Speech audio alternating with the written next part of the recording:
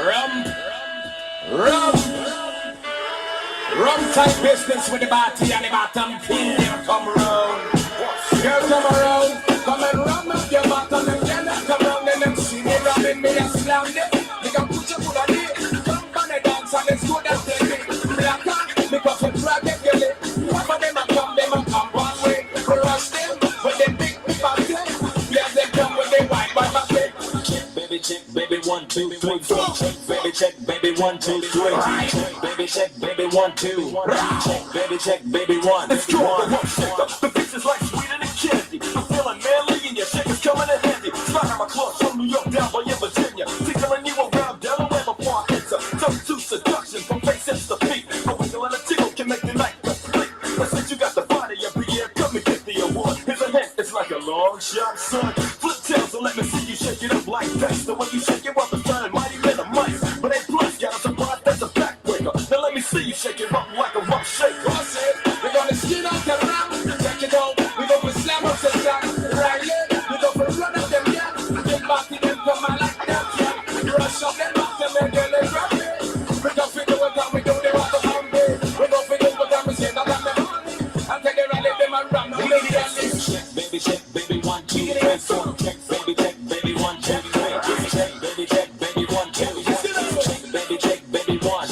It's Teddy. Ready with the 1, 2 check. The Rex and effects is in effects, but I'm the wreck of the track. About the honey shaking lumps and they backs-in. Booties of the cutie steady shaking but relaxing. The action is packed in a jam like a closet. Beats bound to get you up, cold small like a faucet. I mean to make you sit, I mean to make you jump, but yet make the hotties in the party shake it. I like the way you comb your hair. I like the stylish color you wear.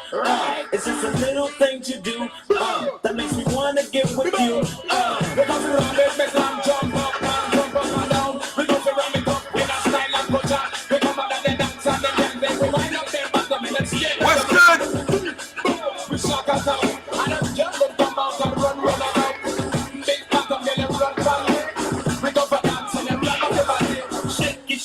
Shake it now, shake it. She can spend every birthday butt naked. Body is soft, making me want Who with me? One just in the camera, rumble like a subwoofer. Shake it to the left, shake it to the right. I don't mind sticking it to her every single night. Come on, pass the boom boom, send it to Papa. Shake it, baby, shake it, don't stop her. Let me see you do the booty hop, and now make the booty stop. Now drop and do the booty rock. The way you're shaking your grills, booty kill, it's making for bills, up a whole lot of bills.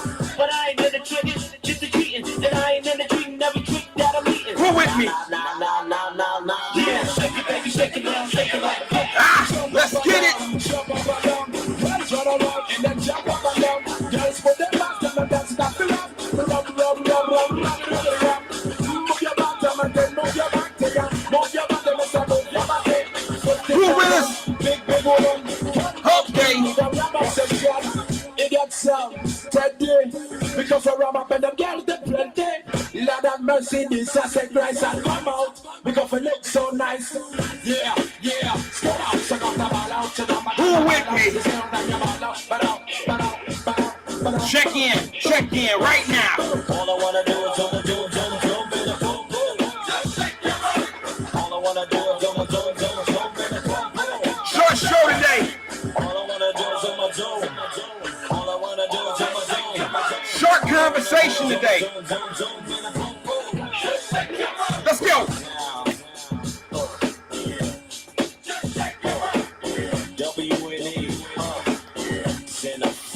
What's good?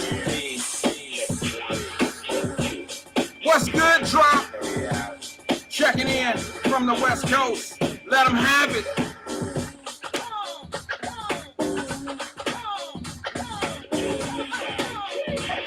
I got something for them chaos agents. They using my words now, drop. But they don't watch. They using my words, drop, but they don't pay attention. Good evening. Welcome to the 5 p.m. drive home conversation. What's good? Oh my goodness, I got love in the room today. We got love in our conversations today. I'm about to show you. We got Drop from the West Coast, Drop 52, Drop Squad, dropping science. For anyone that wants to catch it, I feel him on that. But guess what? I got my sister in here, Celeste Benton. She in the building. She just said, hey, everyone. Oh, my goodness. I got my sandboxes in here. Crystal Wheelwright is back, y'all. I don't know if she just left and said and just pieced us out, or if she was on, like, you know what I'm saying, we got, Crystal stayed in jail, Facebook jail. I'm gonna put you, sis, I know you didn't come back for this. But I gotta say it. Her ass probably had a parole violation. They probably kicked her ass off and was like, nah, you violated your probation, your parole, because you stay in some shit on Facebook. But I'm gonna tell you something. Let me say this though. Let me set this up so I can see the comments. Okay, I don't want to miss anything here. I don't want to miss anything. So bear with me 1 second. I want to be able to read people's comments. Justin Short says she still need another shirt. Oh yeah, hell yeah, you right about that, bro. This one is Facebook jail parole violee. She's a parole violee.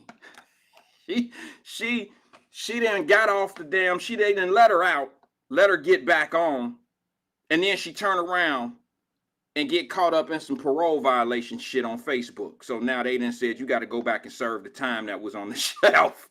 And that's why she been missing. But now y'all know that's my sandbox. I was sending care packages. Y'all know I was sending Crystal packages. What's up, sis? That's my sandbox. I'm always gonna be there for her because she was always there for me. Y'all don't know, but me and Crystal got a different type of relationship on this shit. Like, she was like that one that would always reach out to me. Sidebar.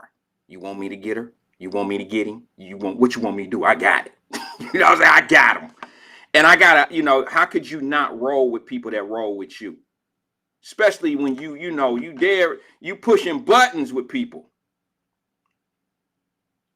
She said, I deactivated my Facebook page. Need a break. Hey, listen. If I could say anything about that, check this out. Let me just say this to you. She said, I miss y'all. Let me just say this to you. One of my things that I had planned on doing this year was detoxing from Facebook and social media. You know what I mean? I was detoxing. All right. And the reason why I was going to do this detox is because social media, I'll be honest with you. I, quite frankly, maybe I'm just being into myself on this comment, but hold on.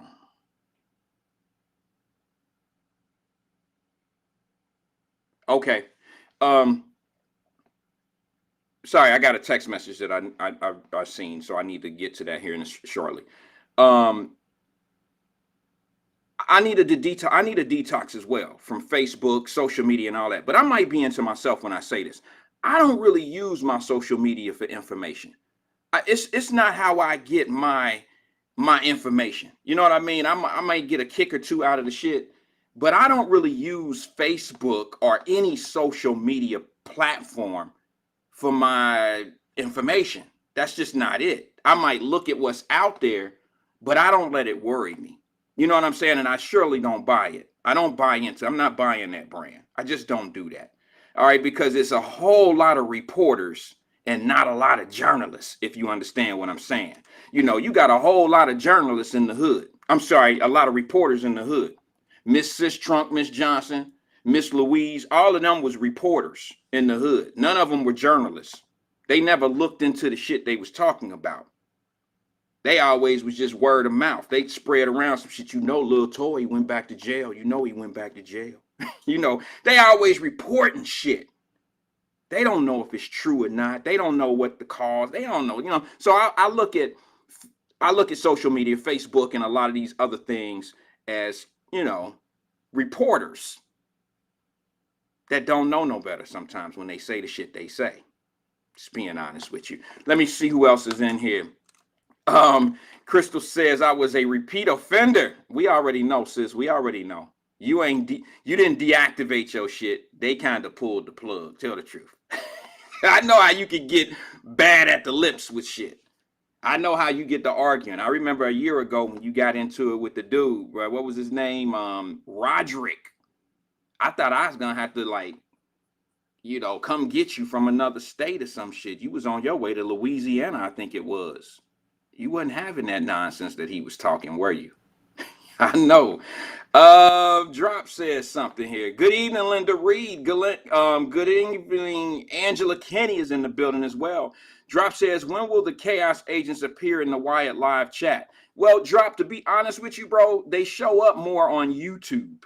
Not saying that because you're here. I'm not saying that. What I'm saying is the YouTube is where it's at. Yesterday, I had a Chaos Agent who we all know, who I wrote a post about. You know how that is. The same motherfucker that we then blocked 3 or 4 times, who keep coming in with these phony ass names, who's very consistent in the same bullshit that they talk, actually made a comment. I try to ignore them. I do try to ignore them because they don't know any better.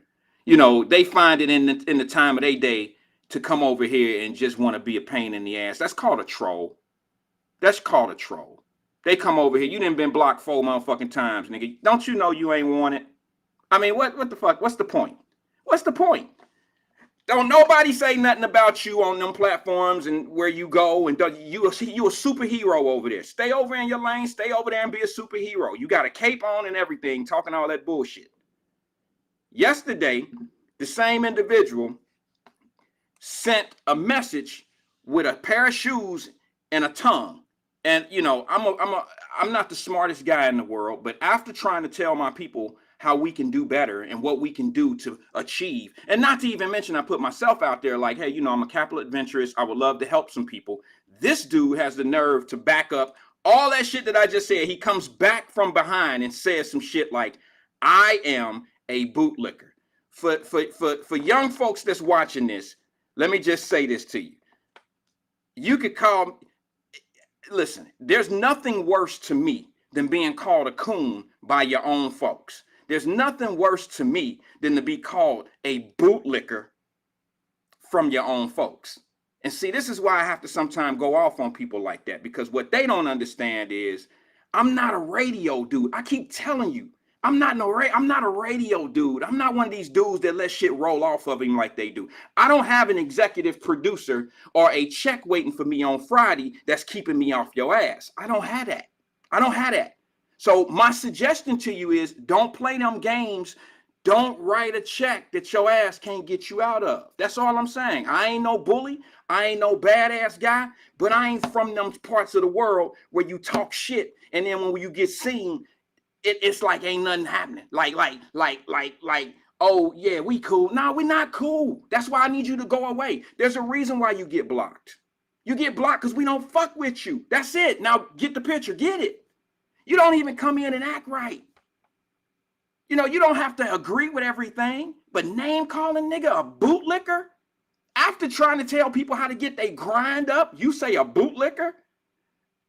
Or let's be more valuable than $10 an hour? You okay being $10 an hour? You okay saying to your people that we worth $10 and $12 or $15? You worth $15 an hour?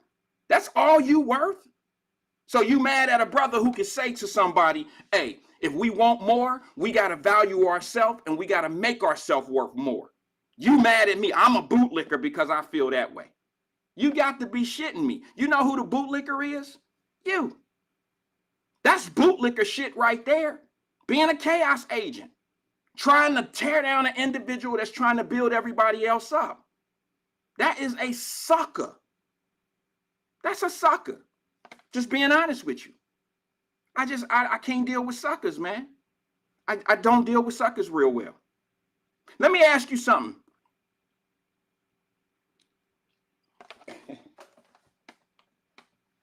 Let me ask you something.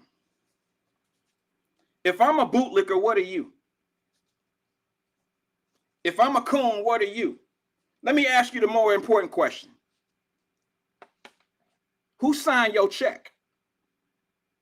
Call off work tomorrow.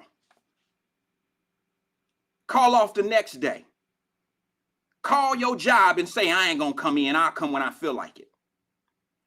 Call your supervisor and say, I ain't gonna make it today because I just don't feel like coming.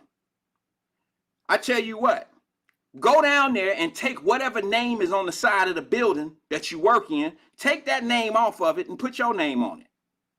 See, all that shit I just described to you, this bootlicker here can do all that shit. You can't. So keep calling me a bootlicker. Keep knocking down progression.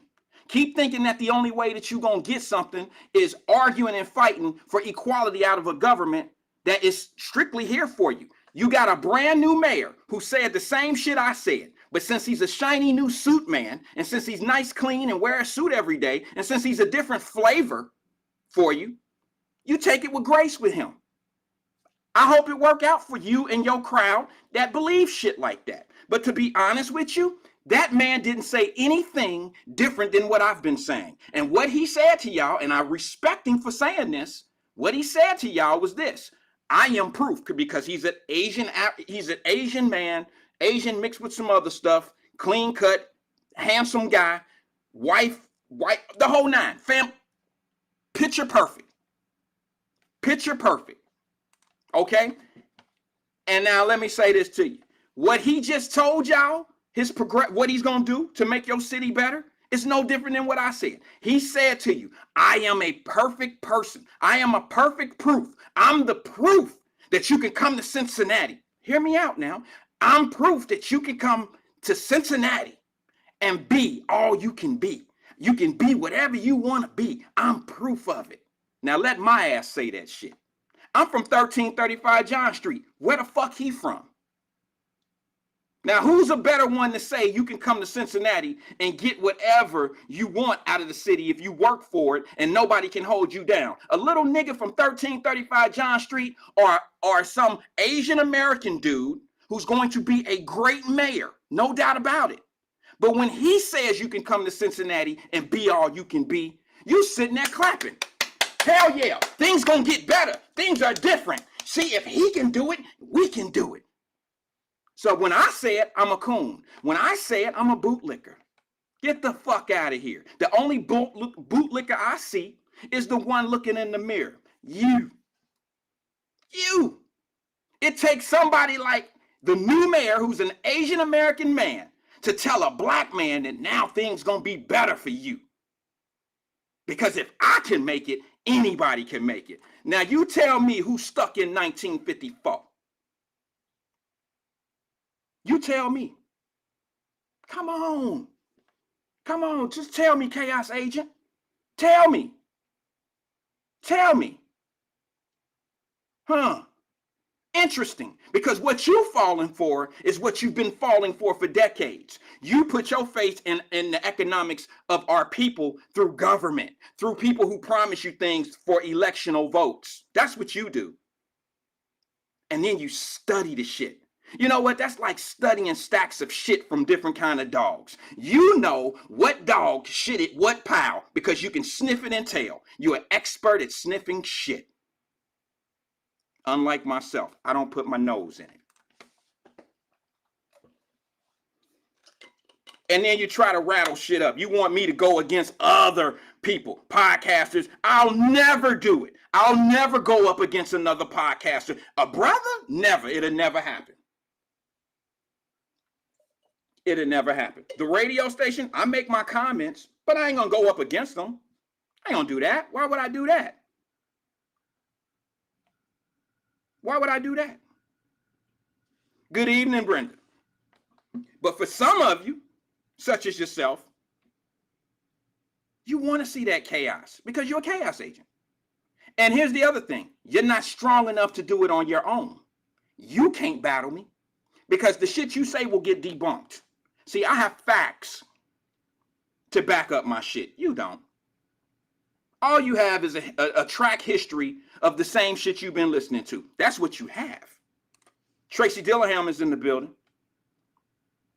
That's what you have. You have proof that the government shit that's been lined up for you for the last 60 or 70 years just don't work. And now you once again going into the faith of that it probably will this time because now we got a new mayor and I like the makeup of this. You know what you're going to see? You know what you're going to see? You're going to see a city council in the city of Cincinnati who's going to do an excellent job. But what they're going to do, They're going to do an excellent job doing what's best for the city because that's their job. Now, what I want you to hear, what you love to hear, I challenge those that come on and talk to y'all and say shit like I'm going to make it good for the black community. They won't take that same tongue and say it down the dial at a radio station that's predominantly conservatives. They won't say that shit.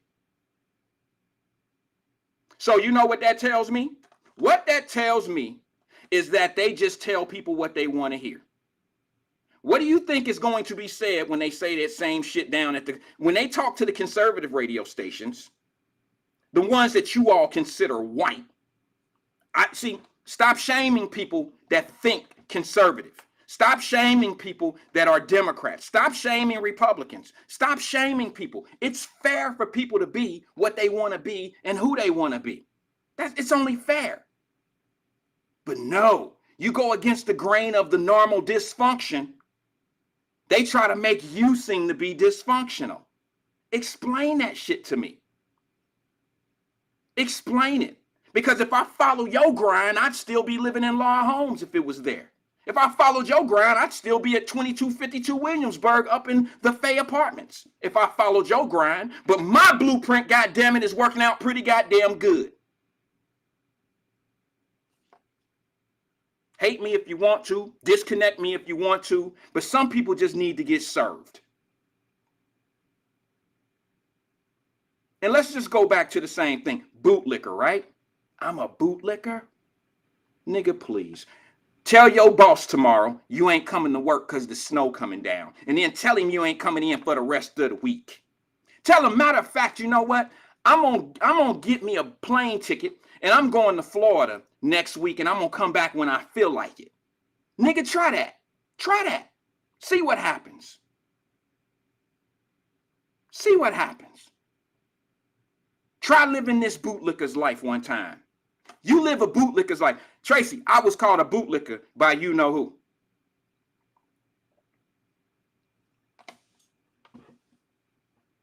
Listen, my last touch on this subject, the last thing I'll say about this is this. They don't really fuck with you like you think they do, bro. They let you talk. But people done reached out to me who control other platforms and shit like that. They don't really fuck with you. You just somebody that talk. You just somebody that talk. You a straight troll. You a troll. And the only reason why they give you some time to talk is because sometimes you just fit perfectly in the narrative that they trying to stretch out. And without guys like you, the fire can't stay lit because you fuel to the fire. You a battery. And you just a battery that they put in the back. You just a battery pack. Chaos agent. Shit. And the only reason why I went off today, y'all, because I ain't got shit to talk about.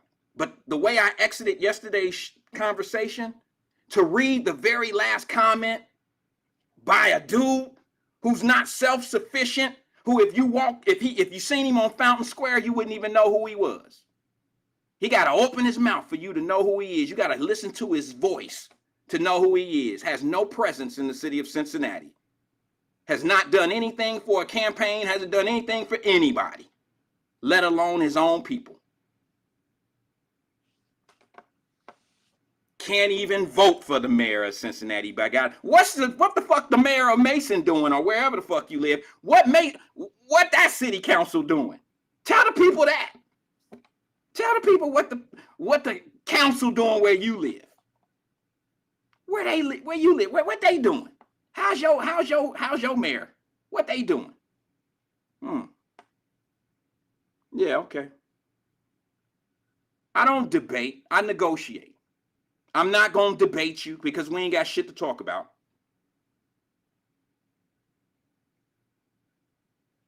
You got shit to talk about. Soon as somebody give you some money, soon as the government give you a little piece of money, they control you. You want me to show you how? All right. Go to the Fay Apartments. Let's talk about the Fay for a second. Go to the Fay Apartments and go do what you want to. Put a swing set in the backyard of the Fay Apartments. I'm going to keep the shit real simple. I'm going to give you a regular life. I'm going to give you regular life. Go in, for those out of town, Fay Apartments is subsidized housing. I grew up there. I got there when I was 10 years old, some shit like that, 9 or 10, something like that. Stayed till I was what, 12, 13, something like that. Did enough time. I got a story to tell you about the Faye today too. It's a beautiful story about a sister who called into the radio station. She's the neighbor. And I want to salute to the radio station that was able to get that interview.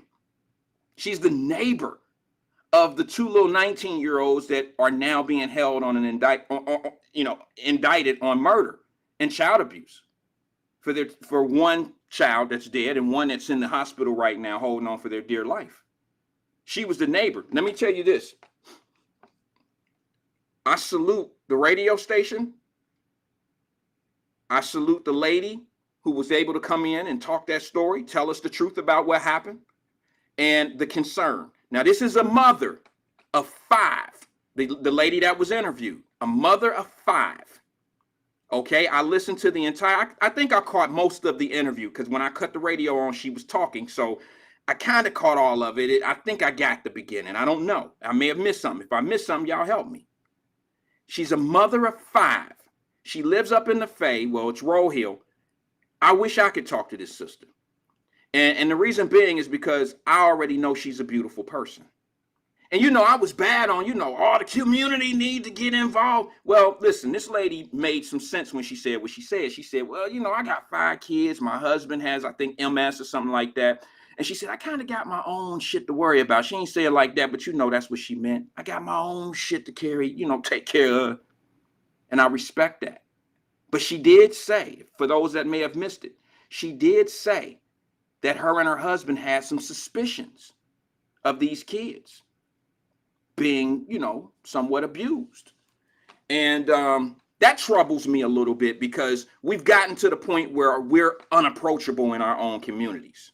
Like back in my day, y'all know how it is. Back in the day, you couldn't have no kids that look like they being abused and shit, and somebody ain't about to just say something. They might not say nothing to you, but they may report it with ease.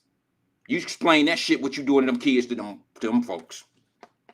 Yeah, I called. I called. That's what I called them. Yep, go check on them kids. Yep, check on them kids. Them kids ain't over there eating. All that shit. That's how it was when we was coming up. And I know things change, and I might be a little critical on some people, but to be honest, let me break this down. Let me be honest with you and tell you that this mother explained it gracefully of how she didn't really want to get involved. And you know, you don't think that somebody with their own 5 kids, with a husband that may have some medical issues, you don't think that's who her next door neighbor is, or a couple doors down. You don't think that that's who it is. You just think it's somebody that just don't give a fuck about the other kids. And that's not what it was. So I listened to this mother's story.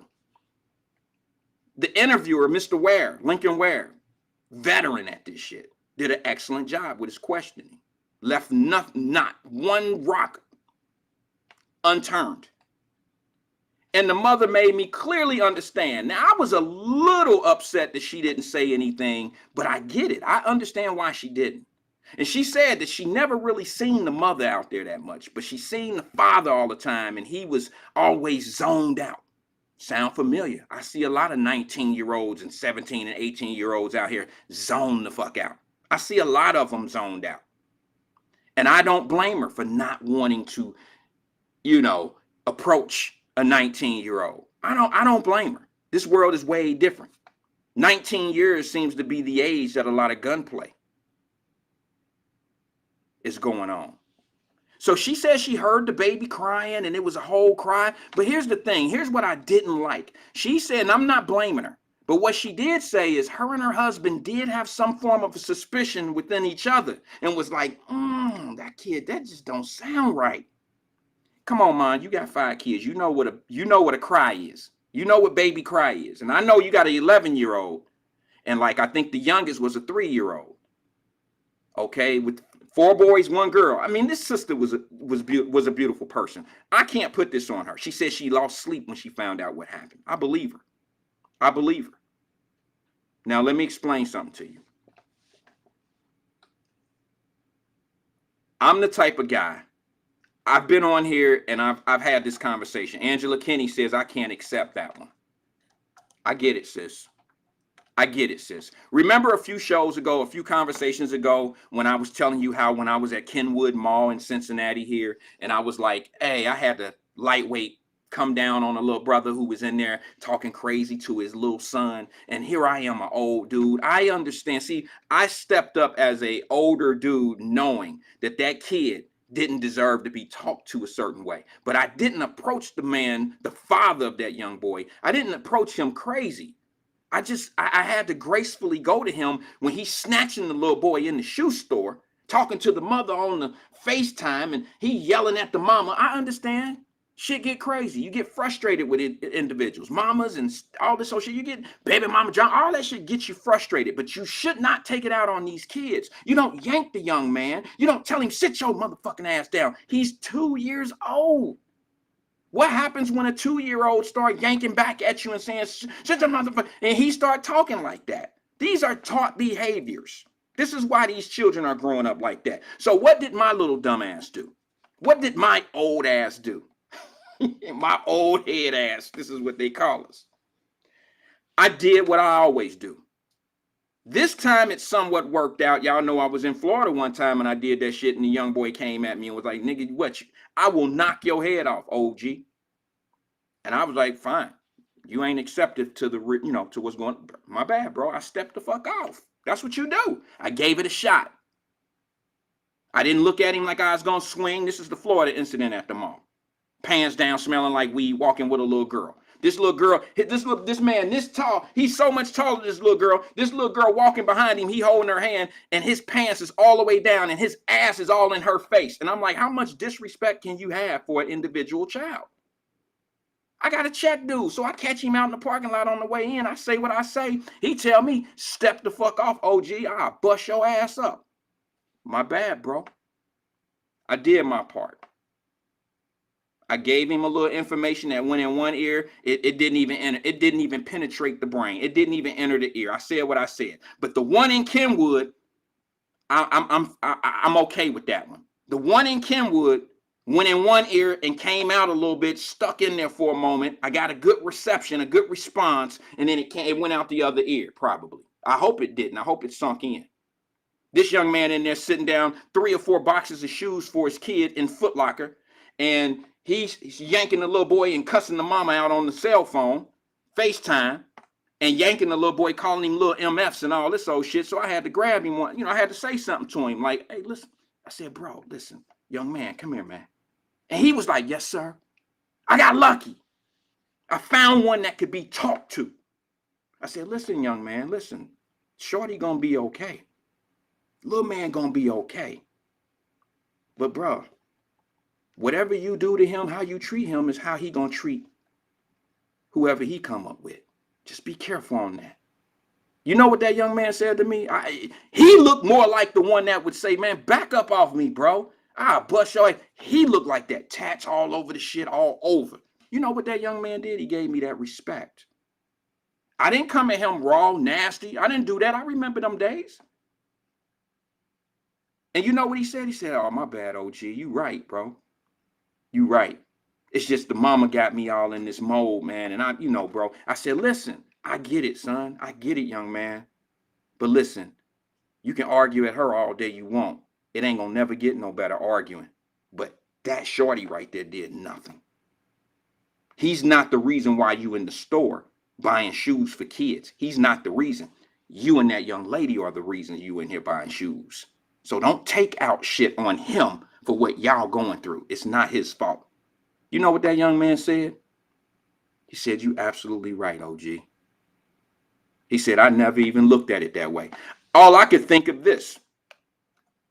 Where's your daddy at to tell you shit like that? Where's your father at? Now, I don't want to messy up the message, but that's what's missing in that man's life. That's what's missing in that young man's life.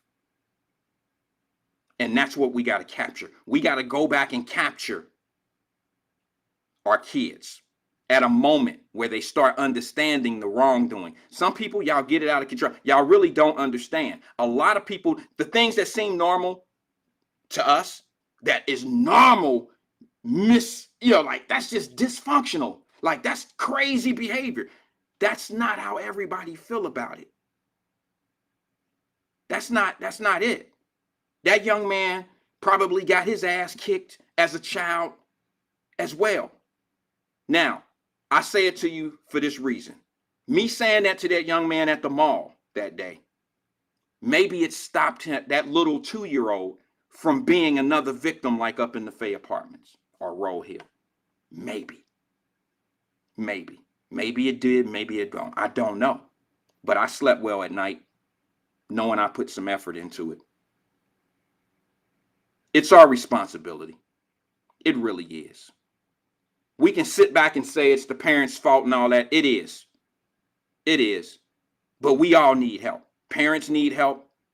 The village is supposed to be the backbone of the parent.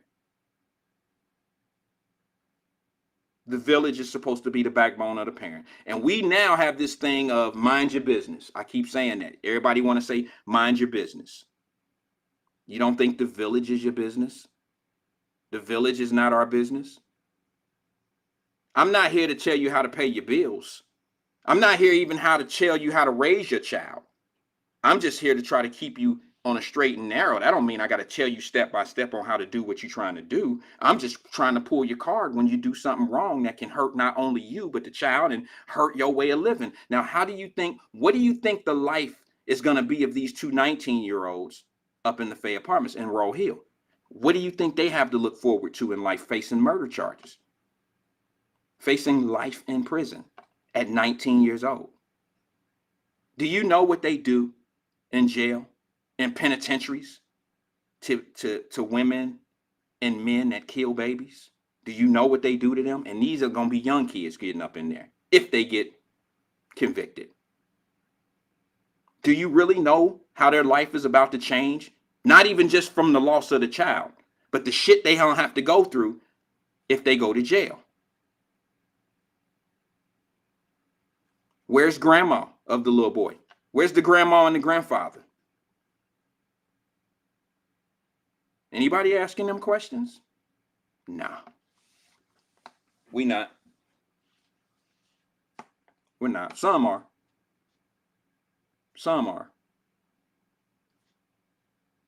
Some really are. Jenny, what's good?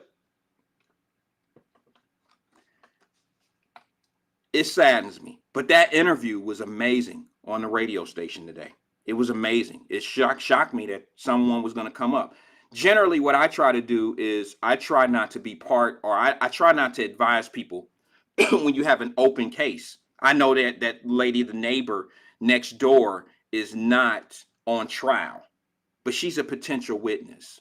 And everything that she said on that show could be used in the trial of these two kids.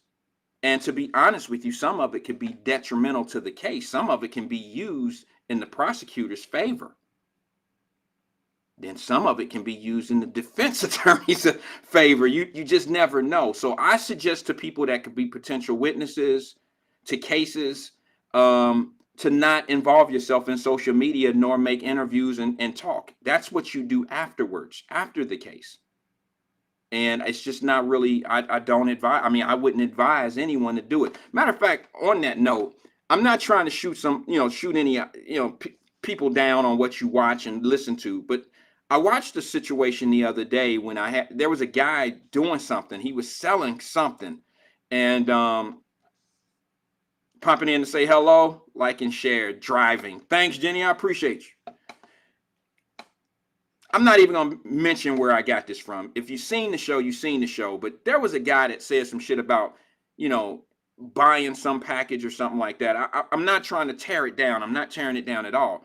But when people say call your lawyer when you get pulled over, you could use this card to talk to lawyers and shit when you get pulled over, or, I don't advise you to call your lawyer, or because if you get a lawyer that's going to charge you, he gonna tell you what I'm about to tell you right now, and I'm gonna tell it to you for free. All right, this is a free charge. If you want to cash app me, let me put my cash app up. I'll save you a whole lot of money. I'll save you a retainer, and I'll save you let me put my cash app up here, just in case somebody want to be generous. It's right up under the number there. It's $Wyatt New Eric. That's the cash app. All right, And I'm gonna give this to you for free, but if you want to make a donation towards this cause, please do so. But let me just say this. You don't need to pay a lawyer or call a lawyer to get this information I'm gonna give you right now, free of charge.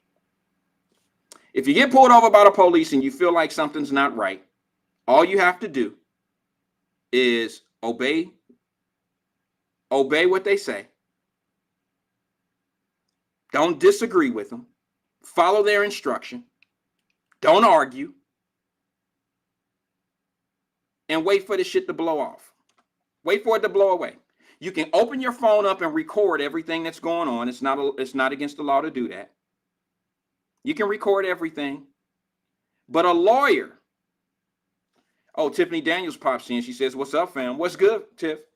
A lawyer, if you have a lawyer that's going to tell you, "Let me talk to the police officer. All right, this is what you do. Blah, blah." If he tell you or she tell you anything other than to listen to what this cop is telling you, do everything they tell you to do. If you get a lawyer that tell you something different than that, you better fire his ass. You better fire him or her right on the spot. Don't take them to court with you ever, never, because you going to jail. If any attorney ever tries to get on the phone with the police officer or trying to tell you to do something outside of what they telling you to do. Now, let's just say that it's something crazy. All right. If you got your phone on and the officer tell you to do something that's just ridiculously crazy, like, "All right, this is what I want you to do, Mr. Wyatt. I want you to get out of the car with your hands up, take 3 steps in front of me, and then I want you to run. I want you to run away from me." I'm talking crazy shit like that because that don't sound right. Right? But if all he doing is asking for your license and you sitting back there arguing and fussing and cussing about you ain't did shit, "I ain't got no warrant, I ain't done nothing, blah, why you fucking with me, I'm black," and all. If you sitting there arguing, doing all that shit, chances are you may be escalating a problem. Chaos agents don't want to have this conversation because. But if you really think about it, most of the shit that's been jumping off, these shootings with the police, it's always because there's some chaos going on before the incident. Most of the time, not all the time. And I know chaos agents will definitely type in one word, George Floyd. But George Floyd is not the poster child of police brutality. That's the poster of a bad cop who's gotten away with shit for so long and it finally caught up with him. Now, it's unfortunate that it happened to be George Floyd. But all police officers that abuse their power don't quite do George Floyd shit. Let's get it right. Tiffany Daniels just came in here. I told her I got a t-shirt for her. Tiffany Daniels is no different than a white woman, y'all. Oh, she about to be like, "Whoa, why don't you do that?" Tiffany Daniels is the poster child for black privilege. I told y'all that before. You know what Tiffany Daniels did? She got caught by the police on a traffic stop. And guess what she got, y'all? She got something that black folks just don't get. She got a warning.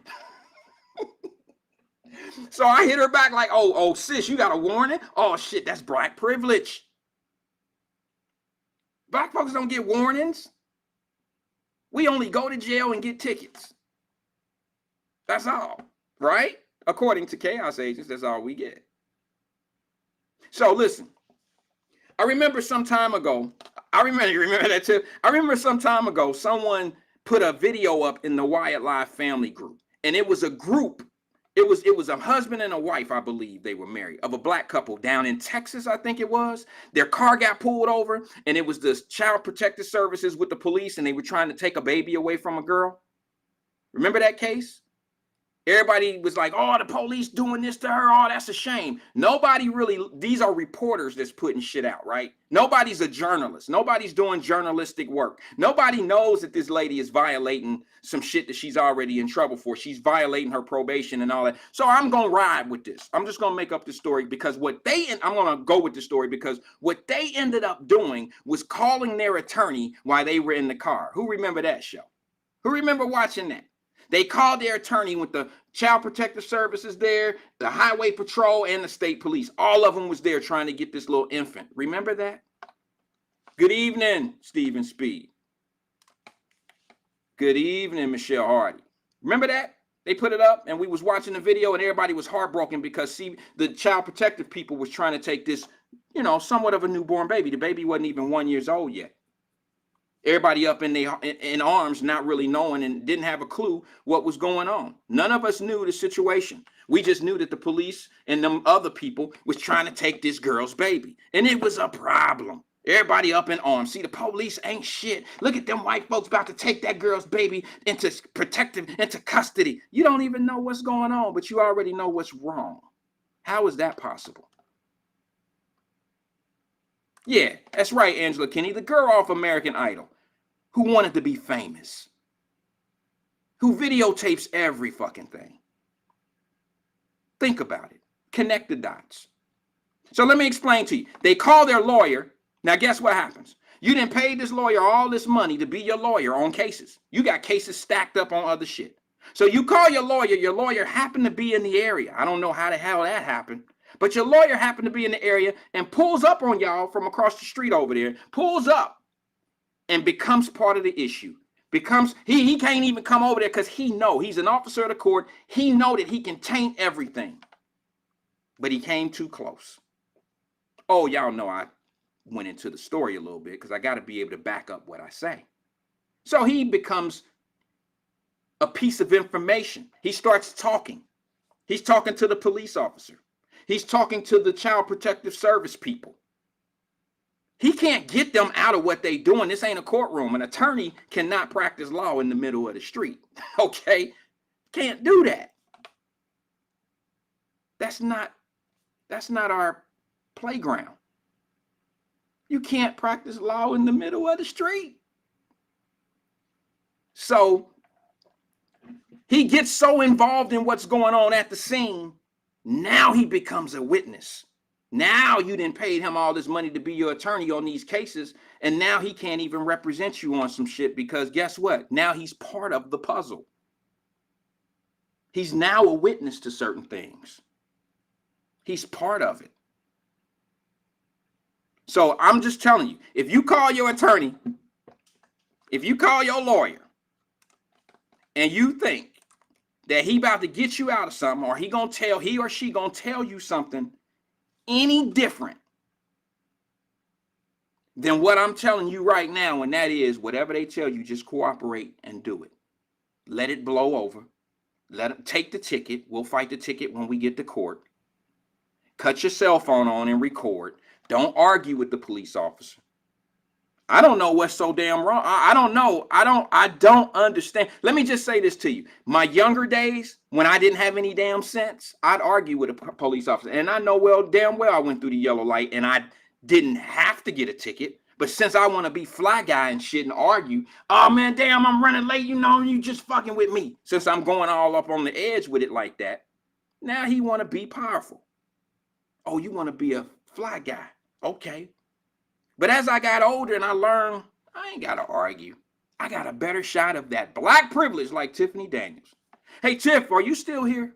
Are you still here, Tiff? Let me ask you something. Your black privilege the other day when you got pulled over by the police and they let you go because you have black privilege. Did you argue? Or did you say, yes, sir, no, sir, have a great day, sir? You know, I got a nephew that got on me one time because I got pulled over. And I was on the phone with him on speaker or something like that. And he heard how I talked to the police officer. This was years and years and years ago. And he called me soft. He called me soft because of my approach.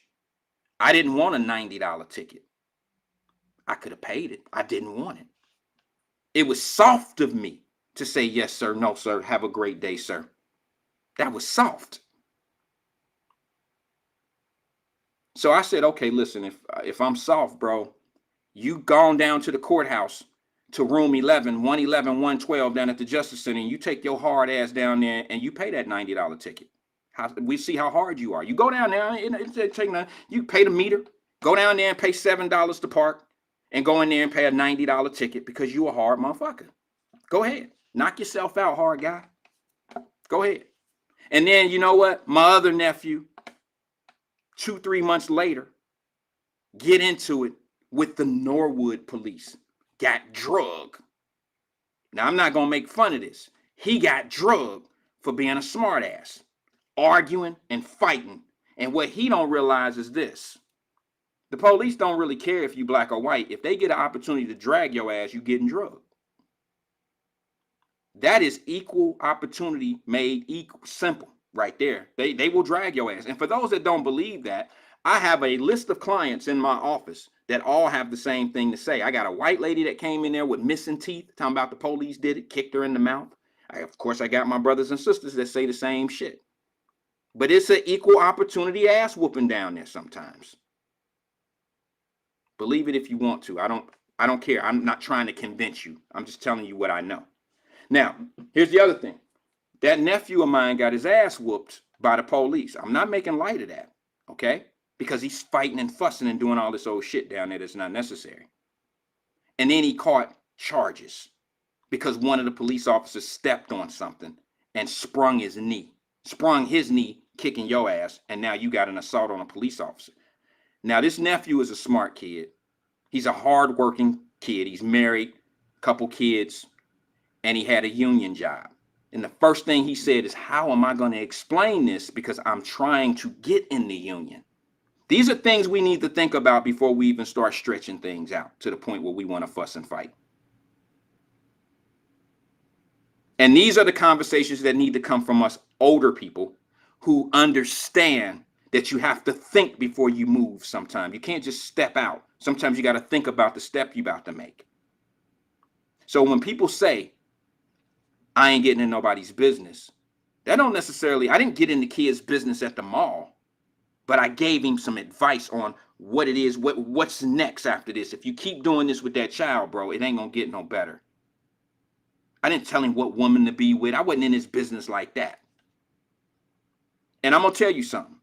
You brave enough to talk about the police. You brave enough to get up in the police face. You brave enough to go down there and yell on City Hall. You brave enough to walk your ass in a parade of people and testify and protest that shit. But you not brave enough to talk to your own people when you know they doing something wrong. Now that's some sucker ass bootlicking shit to me. When you ain't even strong enough to check your own.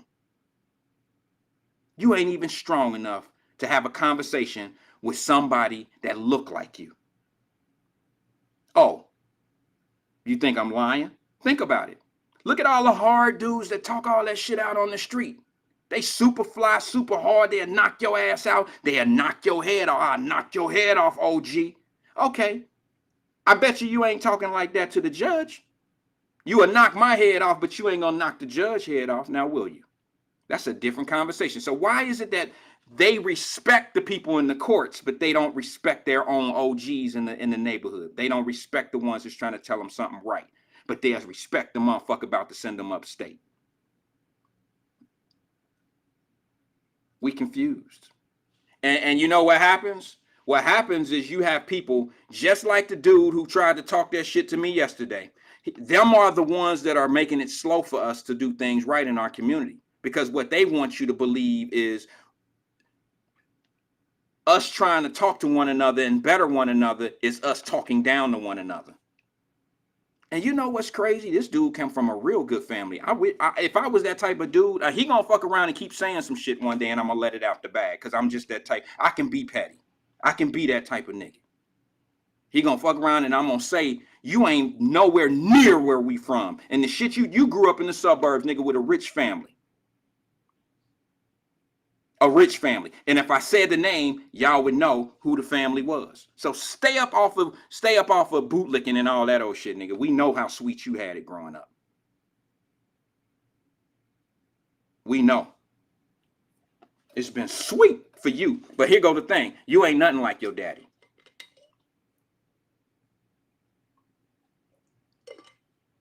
Your daddy did for the community. You don't. Your daddy did for the community. I can't say that about you.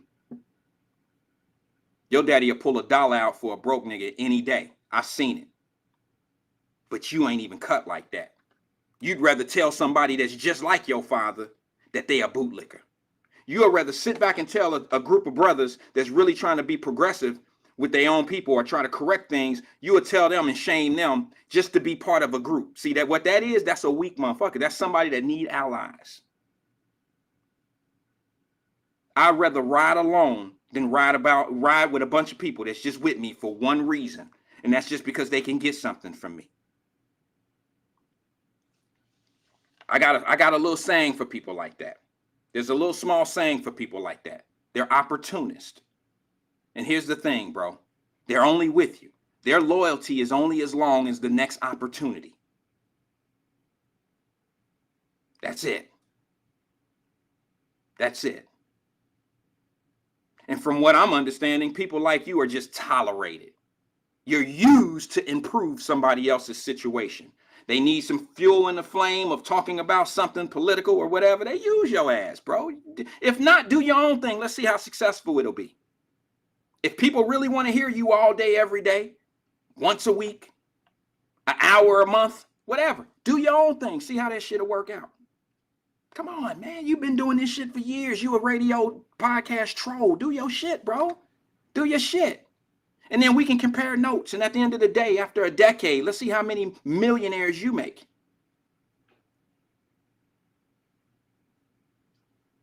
I got a small portfolio that I can share with you. See how many business owners are out here that used you for capital. Let's see. Because you're nothing like your father was. That's what's the damn shame. You're nothing like your daddy. I don't know what the fuck happened to you. Your daddy was favorable and was good people because he did for people. Not because he was trying to fit in. And he didn't care who was mad at him. I don't understand. I don't understand. I get it. You like that kid that live in the suburb. Everybody from the school, I ain't even gonna say from the street. If you grew up in the ghetto, you from the streets. I ain't ashamed of it. And I ain't no street boy. I ain't no street kid, but we from the streets. Now check it. Here's the thing. You that suburb kid that come down to our hood. We all know, we all had them. We all had them. We all had one that would ride the bus, or maybe their mama drop them off, or somebody drop their ass off down in the hood and they get a chance to taste the Regal hot dogs and that just get hooked. It's like crack. Or you go down to the fish market and get you a bag of fries and they like, what the fuck is this bag? What's all that grease? Oh my God. Then you get hooked on the bag of fries with the white fart coming out the bag, and you put all the ketchup in it, hot sauce, and you shake the bag. You see how we living down here now, you want to be part of it. I get it. But guess what, B? Guess what, B? Guess what? At the end of the day, you go home and we still there. At the end of the day, you go back to the suburbs and we were still there. Now, you want to talk about the hood and talk about what equities and shit ain't. Bro. Listen. Stop it. Stop it. Stop it. Stop. Let me tell you what people like that do. Get your playbooks out. Write this down. Niggas like that do this. They talk black, live white, and think green. That's what they do. Want me to repeat that for you? You writing that down? Put it in your cell phone. They talk black, live white, and think green. That's what they do. Look at all them people that's out there on the front line talking that shit, the Al Sharptons.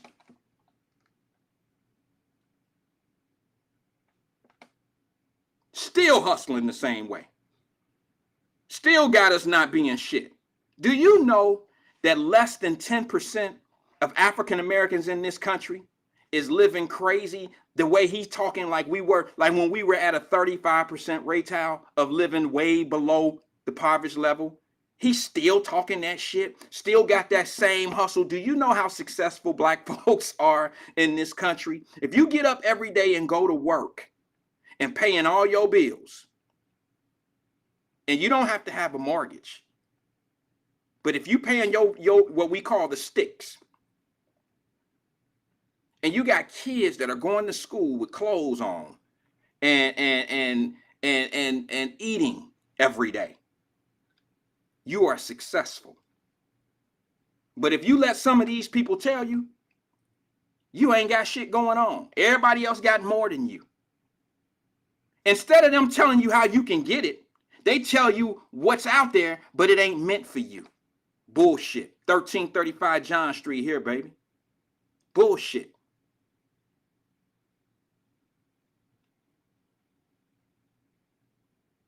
They still out here pimping us like we ain't got shit. Now, here's the thing. I'm going to say this, and I mean this with all due respect. We got a new mayor that started today in the city of Cincinnati.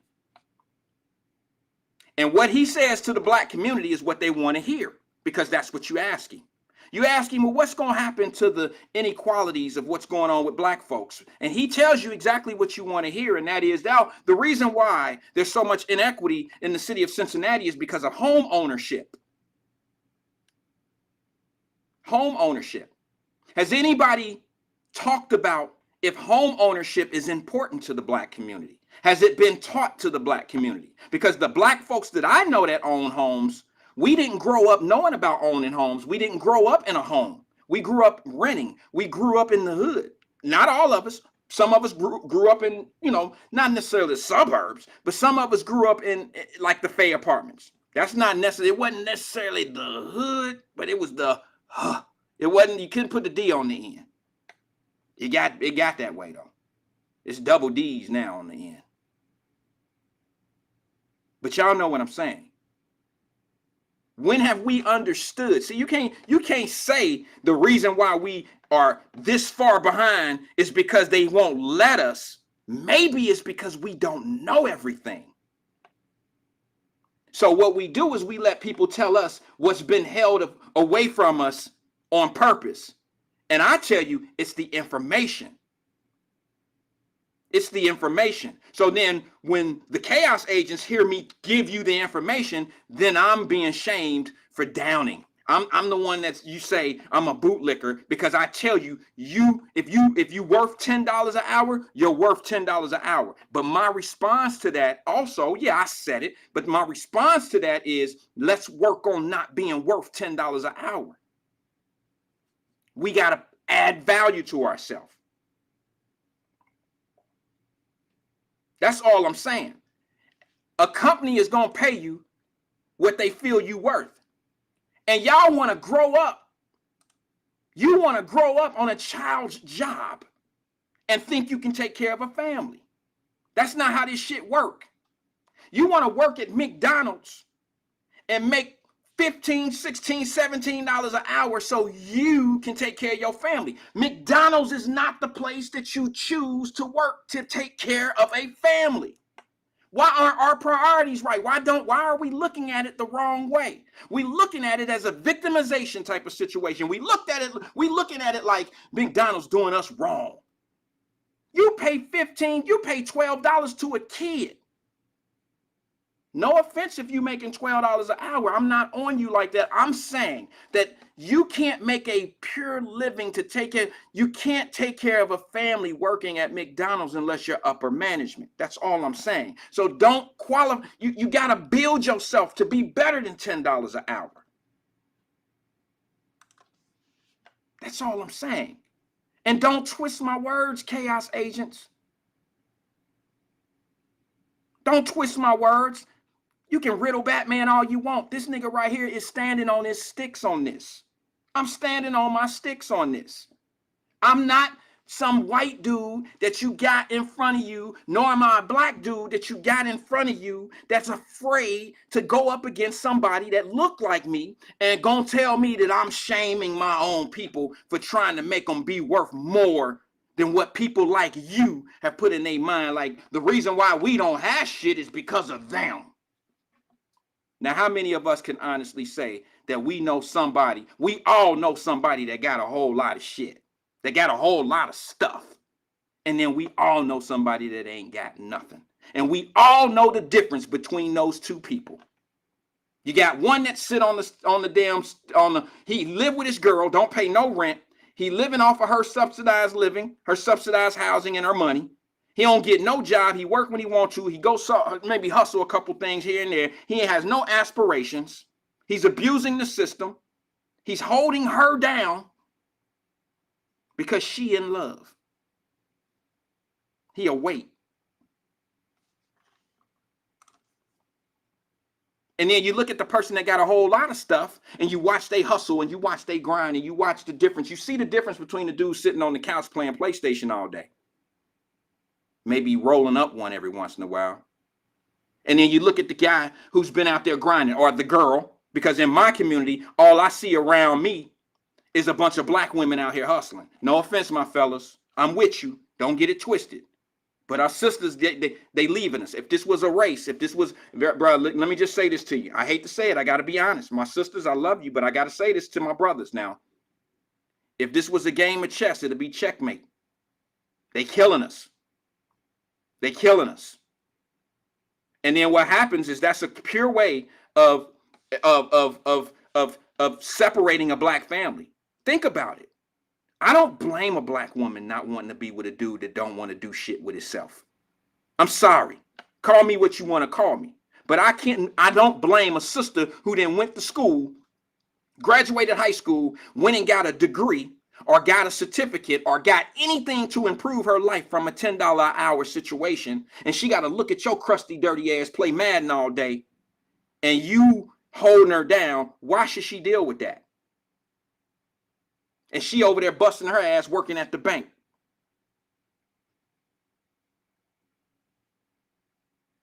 And then you know what? You got chaos agents that co-sign that shit. Just like you do Antonio Brown, like I told you. You enable people who can actually do better. But since you want to, you got to find your space in this argument and make it seem like it's the inequities and all this old shit. It's not. The same brother that's out there grinding and got a bunch of shit is no different than the brother that's sitting on the couch. They just have a difference in how they gonna get to the bag, to the quam. That's it. They drive is different. They drive is different. There ain't nobody stopping that young man from getting his shit together, and it ain't nobody stopping the other guy from getting his shit together but himself. Stop it. You got an Asian American mayor of Cincinnati. God bless him. Sharp dude, the whole nine. But that dude didn't say nothing no different than what I've been saying on Wyatt-Live for 2 years now in March. And I said, this is Cincinnati. I said, God bless America. We can be anything we want to be here. Trust me. I know. And you're going to say that he didn't say the same thing? Aftab, the mayor Aftab didn't say the same thing to you, to the brothers and sisters today? When he said, I'm an Asian American, whatever, you know, he know who he is and what he is. He said whatever his nationality is. He said it. And he said, what I got out of it was Asian something, something. And if you know, put it on the screen. I would love to know. It don't matter to me. I got the logistics of what he was saying. And the bottom line is he says to you in Cincinnati, look, I am proof that you can come to Cincinnati and be anything you want to be. Look at me. Now, you know, the chaos agents that's been pounding my ass and heard him say that, how many of y'all kind of shriveled up and was like, oh, I wondered, oh, damn. Or did it motivate you? Did it motivate you? Did it motivate you to hear that the mayor told you, since I'm an Asian American man and I got elected in the city of Cincinnati, I'm the first, that shows you that you can be anything you want to be in the city of Cincinnati. Now, that's a quote from him. When I was saying you can be anything you can want to be here in the city of Cincinnati, it was an issue. It was a problem. I was a coon, bootlicker. I was a conservative. I was a Trumpster. I was all the shit that you want to try to shame a nigga for saying the same shit that this man just said. See, those are the brainwashed ones, y'all. I got to say it the way I know it. I got to say it the way I know it. Some of my friends may appreciate what I'm going to say, and then some of you won't. Okay, but an old man told me a long time ago, an old head told me, a man that I admired, his business tactics, and more away from that, away from business. He schooled me on a whole lot of stuff. He said, if you ever want to tell a nigga something, all you got to do is put a white man in front of him. When a white man tell a nigga something, he interprets it totally different. You can tell him the same shit. Now, y'all know I said this before, and I gave you an example. I was sitting in court one day. Guy came over to me and asked me some information, asked my pops some information. He asked Leroy Jones some information. Leroy told him, go around that corner to the back door, go over there and grab the paperwork. It's in over there. He just sent him in a direction and said, this is how you get what you need done. The little brother walked away from him. Leroy nudged me like, hey, watch this shit. I said, what, Pops? He said, watch this. He ain't gonna do what I told him to do. But as soon as he asked that white man gonna tell him the same thing I told him, and he gonna do it the right way that time. And I'd be damned if it didn't happen. And we laughed. We looked at each other. I was shocked. But we start laughing after it happened multiple times. Why is it that when white people tell you something, you hear it different? I had on a suit that day. Leroy Jones you ain't never seen him without a suit on. We were both suited. Leroy said, watch what he do, son. He gonna walk over there. He ain't gonna know what door to go through. I told him to go through that door. And as soon as he stopped, watch, there you go, watch it. He about to ask that white man. That white man gonna tell him to do the same thing I told him to do. And he gonna do it right this time. Now, you can call me whatever you want to call me. You can get mad at me all you want to. But that's a fact, Jack, what I've just told you. That happens. And Lord knows, rest easy, Mr. Jones. But if he was here today, he'd tell you that story better than I can. Because he watched it for 40 years. And I still experience it today.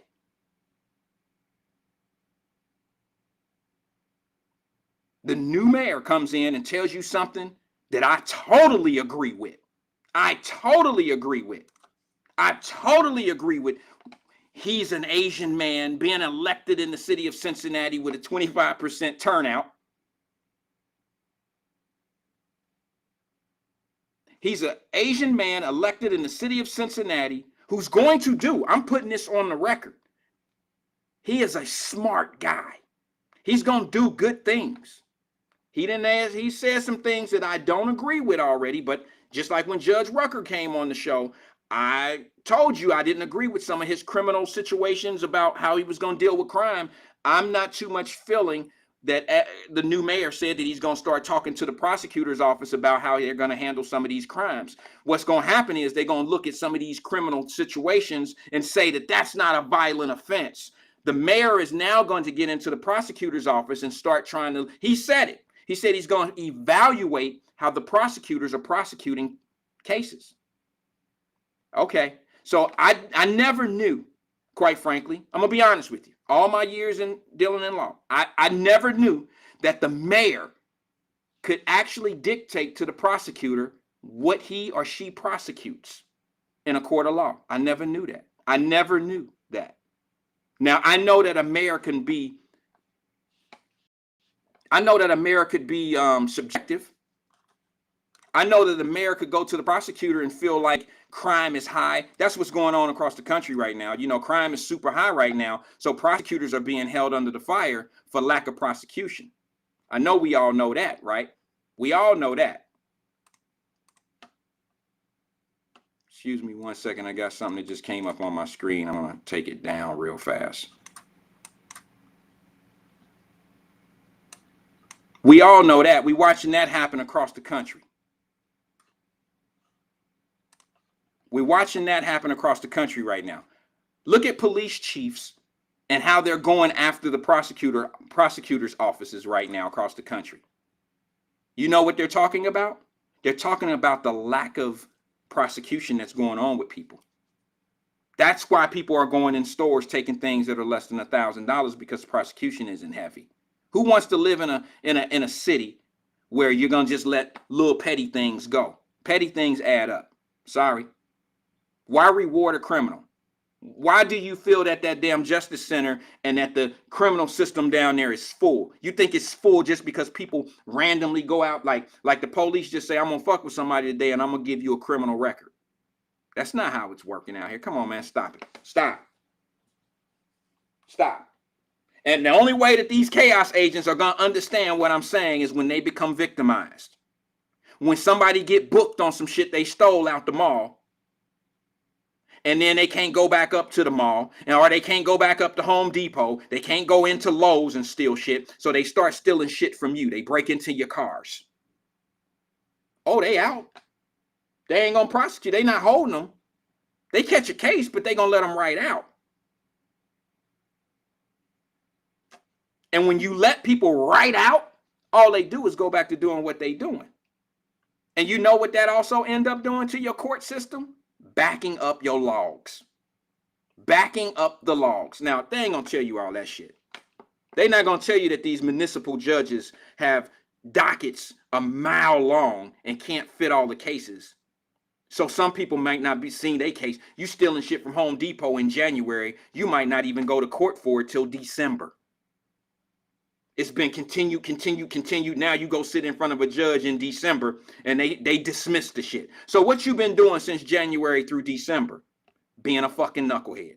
Doing the same shit they was doing. Because the penalty, there was no penalty. Oh shit, I'm gonna keep smoking dope. I'm gonna keep doing what I'm doing until December. My shit keep getting continued. If you don't know, you don't know.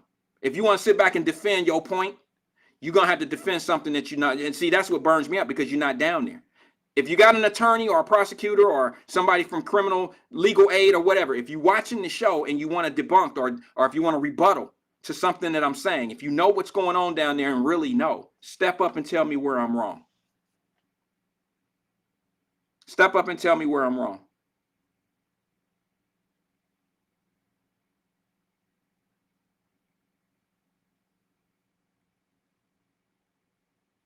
Most people that are catching cases these days have pending charges already. What does that tell you?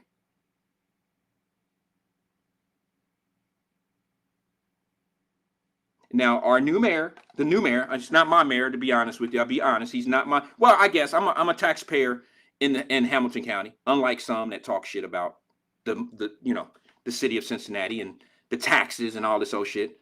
I probably pay more taxes than all of them. I'm talking about certain people, not everybody. But some of them talk about this shit, political shit in the city of Cincinnati. And they don't even live in the city of Cincinnati. But they got all this strong voice about what's right and what's wrong, who needs to be on the chair and who did what, and when they was on city council and who did this and who did that. You're a troll. You don't even pay taxes in the city of Cincinnati, in Hamilton County.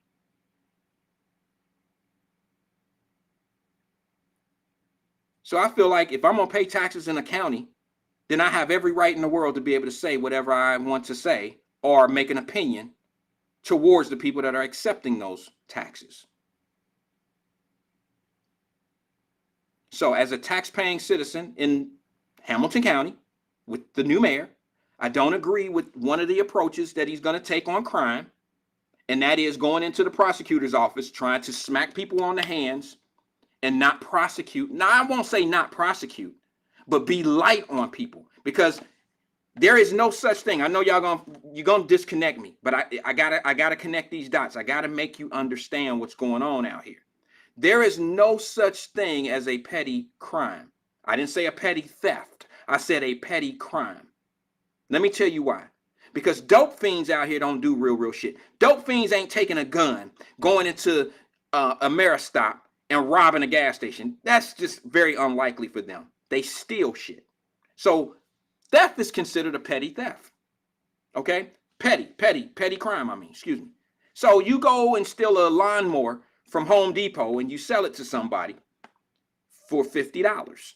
Okay? You done sold a $400 lawn. There's no dope fiend shit, butterhead shit. You done sold a $400, $600 lawnmower for $50 to somebody. So you take that $50. Now, this is a petty crime. Okay, it's under 1,000, whatever. It's a petty crime. You take that $50 and you go to the dope man. Now, it's no longer a petty crime to me, because now what you just did is you just financed the drug trade. What's the two things that dope dealers gotta have? I ain't talking about they fun shit. I'm talking about to stay in business. Dope dealers gotta have dope, and they gotta have a gun. So that $50 that you feel was some petty shit, petty crime, actually finance what's out here doing us in. So you keep on thinking that petty crimes ain't nothing. Oh, you can't be holding people for doing shit like that. No, what you need to learn how to do is, and I know some people thinking, well, what are we supposed to do with them? Why? What we trying to do with them? Well, let me ask you this.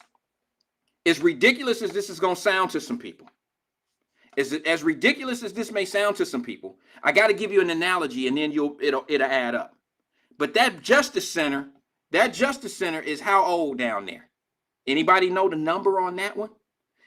Let me help you out.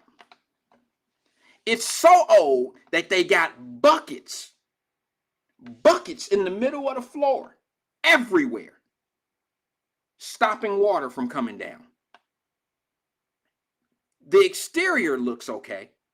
You know, it's a modern day type of building, tan with shaded glass. That'll fit in anywhere. But that building is about as old as your children. It's older than some of y'all kids. Shit is older than some of us. And what happens to a building when it's old? You can't stretch it. It has a certain capacity. And I know you about to say, oh, YSC, you just want to build jails. You want to build jails. No. What happens when they build the Riverfront Stadium? Remember the Riverfront? What was that? The Riverfront Stadium? That's what it was called, the Bengals Stadium. Remember back then? It survived the 70s, the 60s, the 70s, and the 80s. Remember that shit? Well, what happened? That was 3 generations of a stadium. That was 30 years. Cincinnati's population was a certain count. Bengal fans was a certain count. Okay? What happened when they built Paul Brown Stadium? The stadium that replaced Riverfront Stadium. Didn't they match it up to the population and the potential count of season ticket holders and fans that would come? Population grew in Cincinnati, so we're going to build more seats for our stadium. We got to put those asses in seats, right? So if you got a damn jail that's 30 years old, you don't think that population in your city has changed? Oh, so you think that locking people up is the wrong thing to do for the crimes that they commit. That's me just being wrong, because, you know, there's some chaos agents that when you say lock people up, in their mind, even them who are not being locked up themselves, in their cynical mind, you're talking about black folks. No. There's a lot of black folks that's on dope down there, and there's a lot of white folks on dope. I'm talking about a criminal. A criminal does not have a color. A criminal don't have a color. They all doing the same shit down there. But you got an outdated jail. That jail is outdated on all types of levels. All type of levels. Listen, when I first walked into that Justice Center, I was probably 19 years old. I'm talking about on the legal end of it. I walked into that joint, I was 19, 20 years old. Well, I'm 40 now. Who says something? That's 20 years. That's 20 years. And I know it's older than that, because it was there before I got there. That Justice Center is probably 40 plus years old. You don't keep a stadium that long without changing the capacity. And you want to make it sound like it's wrong to lock people. See, this is shaming. We don't need to be locking people up. Well, what you teaching the people that's doing the shit that need to be locked up?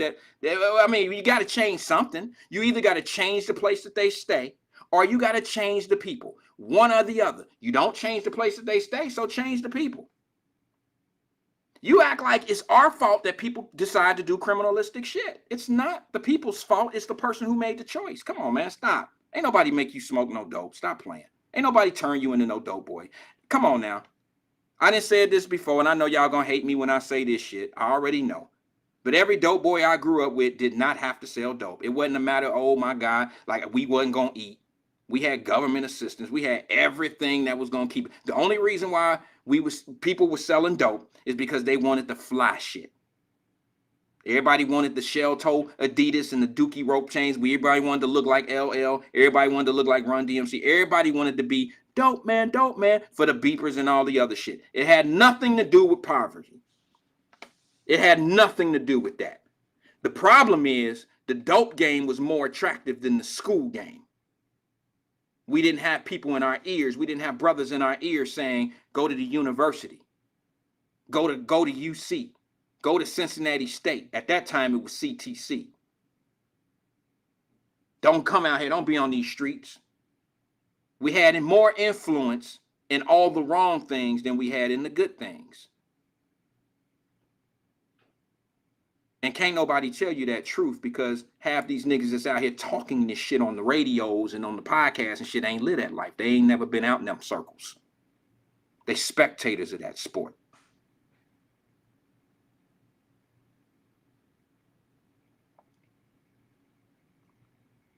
I got friends that didn't make it out of the game, and I got friends that still stuck in the game, and then I got friends that grew up out of the game. I ain't talking about I just know somebody that went to jail. We all know somebody went to jail. Shit, we all done ate bread. We all know somebody. We all played with somebody. We all know somebody that went to jail, right? Everybody can't say that. Everybody don't grow up knowing somebody that went to jail. Like, our children today will be able to say that.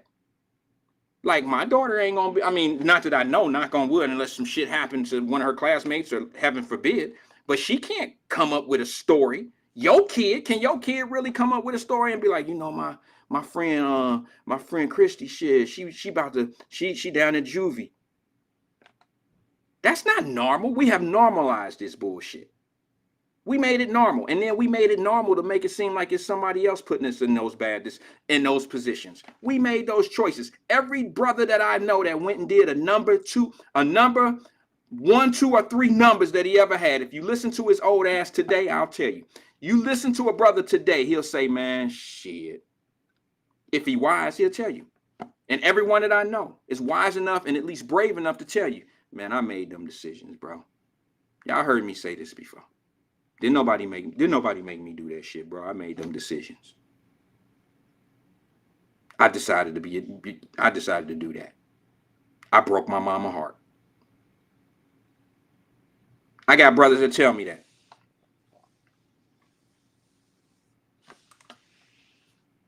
I broke my mama's heart. So stop. It ain't always somebody else's fault. Sometimes we got to self-check. And here's what I'm going to say to you. I feel good the fact that Cincinnati will get a new mayor or whatever. I told y'all it ain't going to make me no difference. Sorry. But I'm just saying, I feel good about it because it started out just like I needed it to start out. And it's only going to get better. It started out by the mayor telling you. He told you the night that he won, when the numbers came in, check this out. Watch this. The numbers came in and he won and the other guy conceded. This guy, the winner, Mayor Aftab, got on the radio or got on the microphone or the TV. He did an interview. First thing out of his mouth was this. Well, one of the first things I'm going to do is I'm going to take the 28 areas in the city of Cincinnati and make sure that all Cincinnatians are safe. Just talking to my wife about this last night. I said, that motherfucker ain't talking about all 28 communities in the city of Cincinnati need to be safe. How many out of that 28 do you really think he talking about? Let's be real. Somebody help me. Put it on the screen. How many of the 28 communities in the city of Cincinnati do you think the new mayor is referring to when he says he's going to make sure all people in 28 communities are all safe? Who the hell do you think he's really talking about?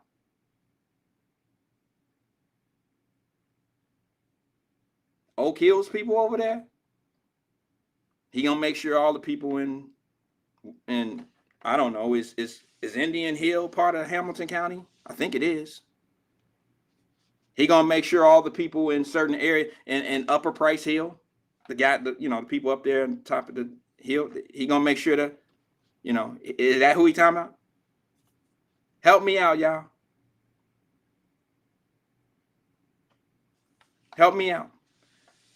Somebody tell me out of the 28 communities, how many of those communities are he really referencing to when he says, I'm going to make sure everybody in these communities and the 28 communities in the city of Cincinnati are all safe? Once again, what he did is what I told you. And that was he called it out. He said something, and I know, you rather hear it from him.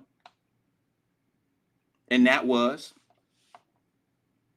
people will be held accountable for doing crimes. And I'm going to make sure that people go to jail. Now, that's what he said. When you say that you're going to make sure everybody's safe, that means guns will be taken off the street. That means people that live in gun-infested areas, people will be coming off the street, right? So what I don't want to hear anybody say is, damn, the police coming down on that. Remember when the feds came in a year ago and Cranley, the former mayor, and the police chief, Isaacs, I believe his name is, they were out there with the feds, and the feds came in with $1.3 million and stricter gun laws and said they picking up all gun charges in the city of Cincinnati. They're going to take Hamilton County cases and add time on gun charges. Well, that shit is true. They didn't take when you take that government money, you abide by what they say they going to do when you take that check, Cincinnati. And y'all took that check. Now, what did black folks say? The chaos agents. Oh, y'all know who that mean. That mean us. You know they going to be locking brothers up left and right on gun charges. You know that mean us. Cynical-minded people. Cynical-minded. Oh, they about to add extra time on us, Leroy. You better tell Pretty Ricky to go put that gun up. Did it slow anything down? I see CCW. I see weapons under disability charges every day on the docket. It ain't stopped shit. Them people wasn't listening. Them people with them guns wasn't listening.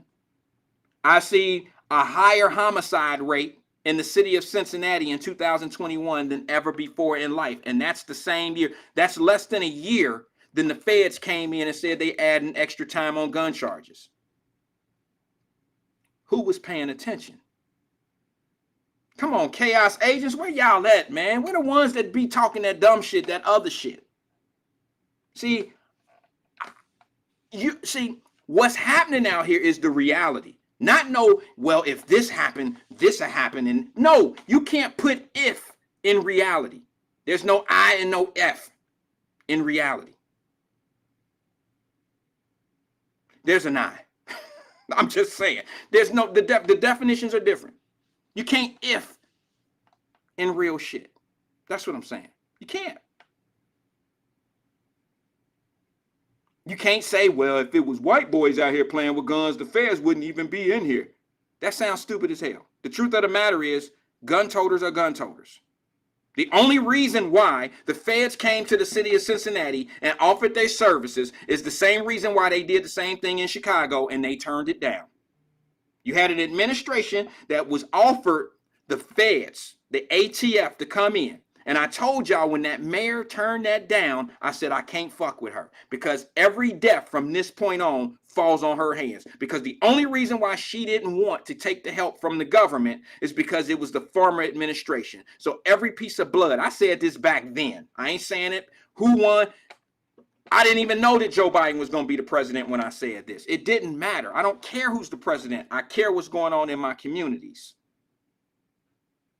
And when you turn down the ATF and government help for political reasons, and then 6 months, 7 months later, ask for that same help because there's a different administration in, come on now, that is what happened. That is reality. You can wonder and what if and assume all you want, but what really happened is what happened. And there's no taking it away. And when the feds came into Cincinnati a year ago, it didn't slow shit down on homicides. When they said we giving extra time for gun charges, for murder charges. Now, what do you think gonna happen to these brothers that are 16, 17, 18, 19, 20 years old that all got caught up in these murders over this last year? You know they gone, right? You know when they gone. And see, here's the thing. We know you don't pay attention to this shit because it don't fit your narrative, chaos agents. If it ain't the black man getting shot by a police officer, it's crickets from you. But when it's 19-year-olds doing their babies in, you sitting on your hand. It's crickets. That ain't part of the. How could, I mean, come on now. And you get to the point where you say, well, people, what happened to Black Lives Matter? Shouldn't they be invested in what's going on here? And then you even got people that say things like, well, that's not what Black Lives Matter do. Black Lives Matter fights for police equality, for the rights of people in police abuse. No, they don't. No, they don't. They not always standing outside protesting because of what some police did. That's not true. That's not right.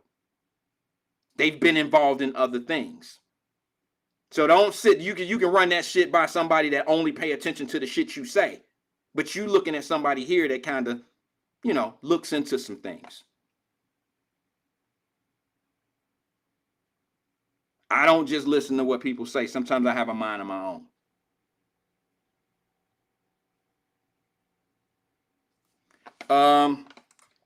What's up, Fame? Fame came in. He said this a little while ago, but I'm going to read it.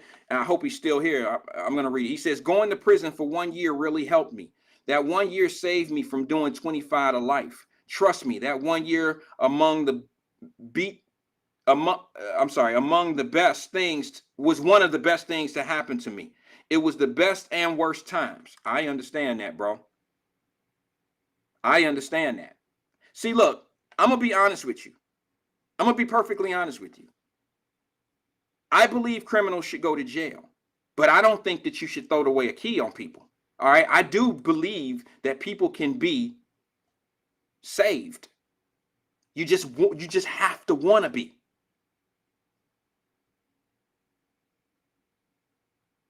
You just have to want to be something different. And it was no different. It's no different before you even caught the case. If you wanted to be something different before you caught a case, you could have been. You just got to want to be it. Listen to your mayor. Your mayor just said, look at me. I'm an Asian American man in the city of Cincinnati. If I can be here doing this, this shows you, y'all, this is what he said. This shows you that you can come to Cincinnati and be anything. How'd y'all like that, chaos agents? How'd you like it? Thank you, Aftab. Thank you for saying what we all have been saying. Thank you. I really appreciate it. Because we all know when someone like you say it, some other people that look like me, it's a little bit more powerful, brother, when you say it versus me. When I say it, I'm down in my people. When I say we can come to Cincinnati and be all we can be, I told you, you can open a Kool-Aid stand if you follow the proper procedures. If you do, and not consider it to be bullshit. Oh, they got me going through all this bullshit. I got to go down and get a permit. I got to do this. I got to do that. I got to do all this. Is just bullshit. Well, sometimes bullshit is protocol. What you call bullshit is what normal people do day to day. It ain't bullshit. Some things are complicated to do. If it wasn't complicated, everybody would be doing it. Sometimes you got to jump over some hurdles to get to the finish line. So, big ups to the new mayor, because of all the bullshit that you had said about some other stuff, and I shouldn't say bullshit, but all of the conversations that you had to say about what I didn't like about how you're going to be down on crime and shit, I didn't agree with that. But I will say salute to you, because what you said was more important. Getting away getting away from the political end of it. Okay? The more important thing that you said that was shining light like a diamond to me is when you made the announcement to the people on a black platform that look at me. I'm an Asian American man, the first in the city of Cincinnati to do this. And if I'm going to be the ambassador of the city, it shows that you can come to Cincinnati and be anything you want to be. Well, guess what? After let me explain to you. You're absolutely right, brother. But it didn't just start with you today. It didn't start at your election. It's been that way. But since you said it, since you have now said it, maybe those non-believers will feel you're the fuel that they need to make shit right for them. So it's a double win-win for me. Because all I ever wanted to do in my conversations was motivate people to do better, do more. It's always been about making people be better, be more. Let's do it. Let's do this. Let's do that. I've always tried to loke up with people. Sometimes it works out. Sometimes it don't. Sometimes my delivery is wrong. Sometimes I just see some shit ain't going to work out. And some people just don't understand that I see that I don't know if I really want to do this. Because when you sometimes experience explains things. I tell my kids all the time, I say, they get mad at me. My children get mad at me because I may not allow them to do certain things. It's because, us as parents, we wasn't born 40 years old. We've experienced some things. We know that the iron is hot. We know that the water is hot. We know certain things are not going to work out. Kids don't know. So they think you're just being mean and nasty and don't want them to do shit. No, we know the outcome. We know it's going to be fucked up. We're saving them from a headache. And then sometimes we just be like, all right, well, then this is me. All right, then we'll go ahead and do it. Shit. All right, go ahead. I could have choked my daughter the other day with that flat. You ain't going to change no flat. You ain't paying AAA. You ain't buying no new tires. You ain't doing none of that shit. Go sit your ass down and be a child. Your 21-year-old ass. But that's how I felt. That's how I felt. That's exactly how I felt.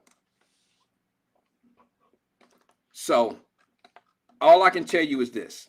Thank you, Mayor. I appreciate you coming in and telling us that we can be all we can be.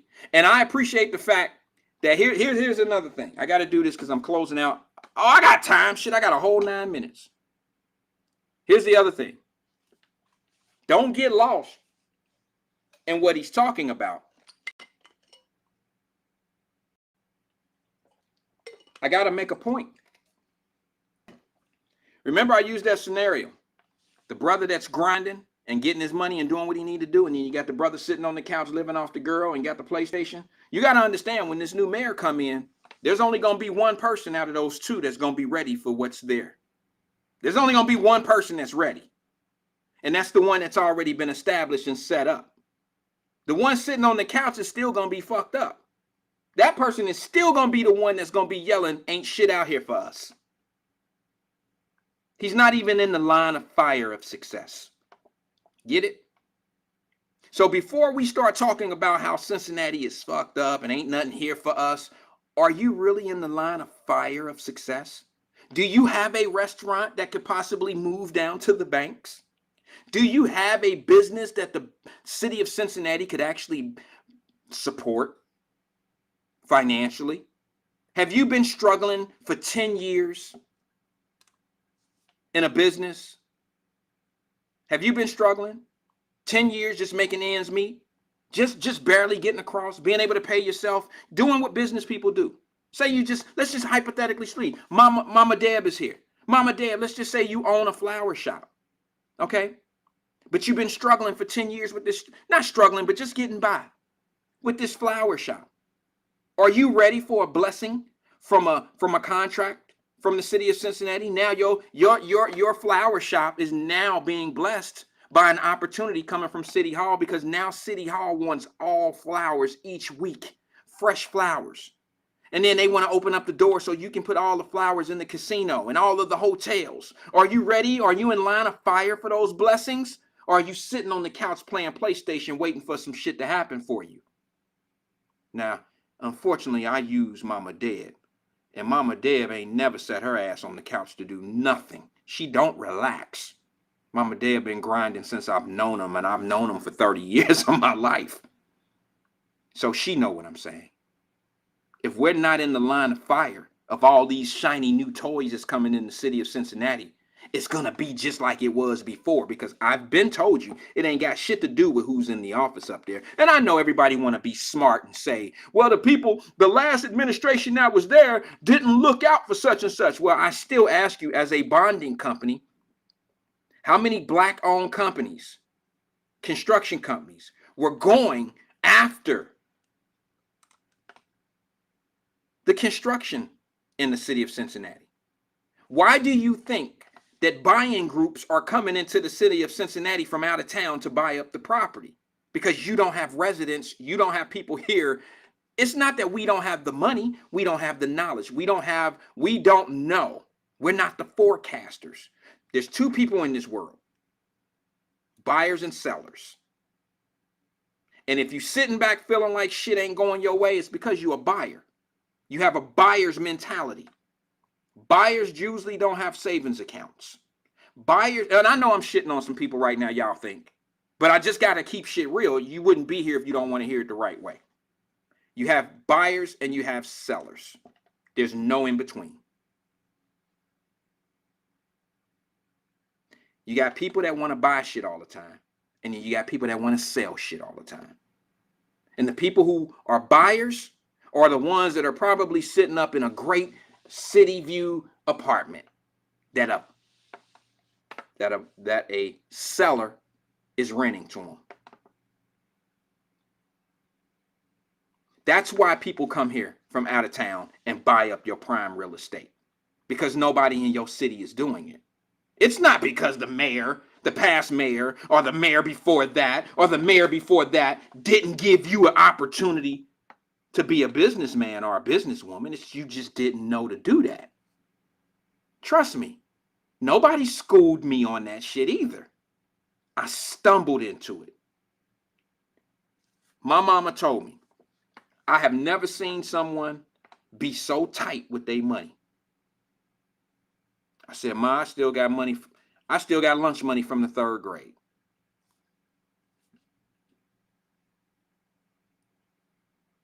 That's the difference between some people. You got buyers and sellers. You got people that only buy things if it's going to bring a return.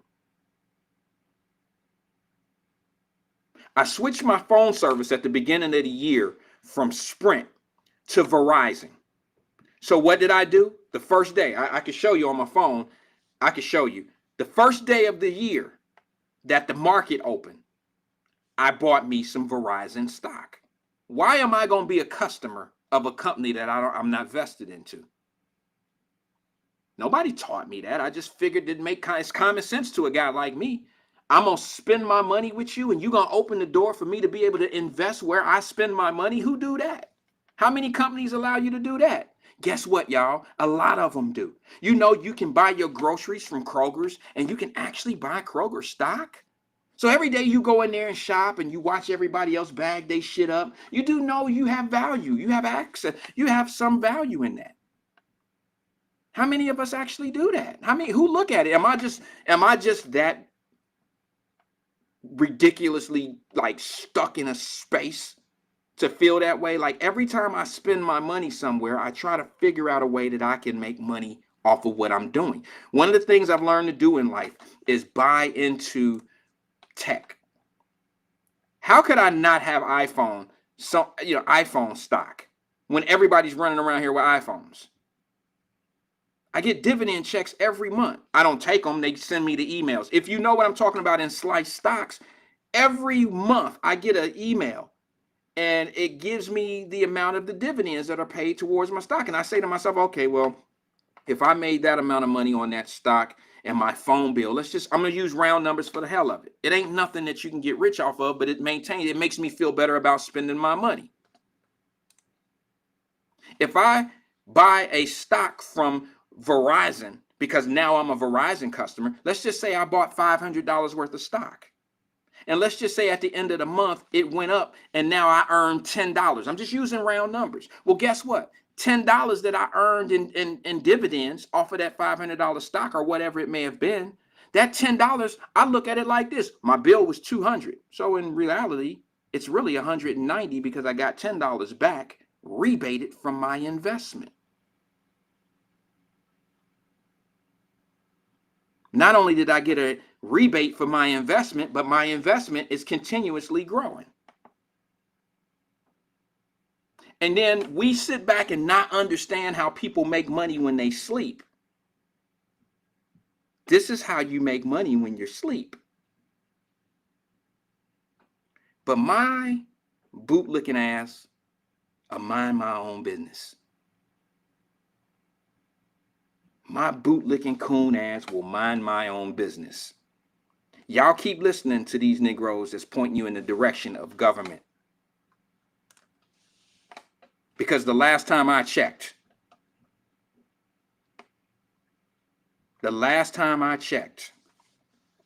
if you live in a government subsidized housing, you're limited on what you can do to it. Yeah, you can paint a wall, but it got to be back normal when you move out, right?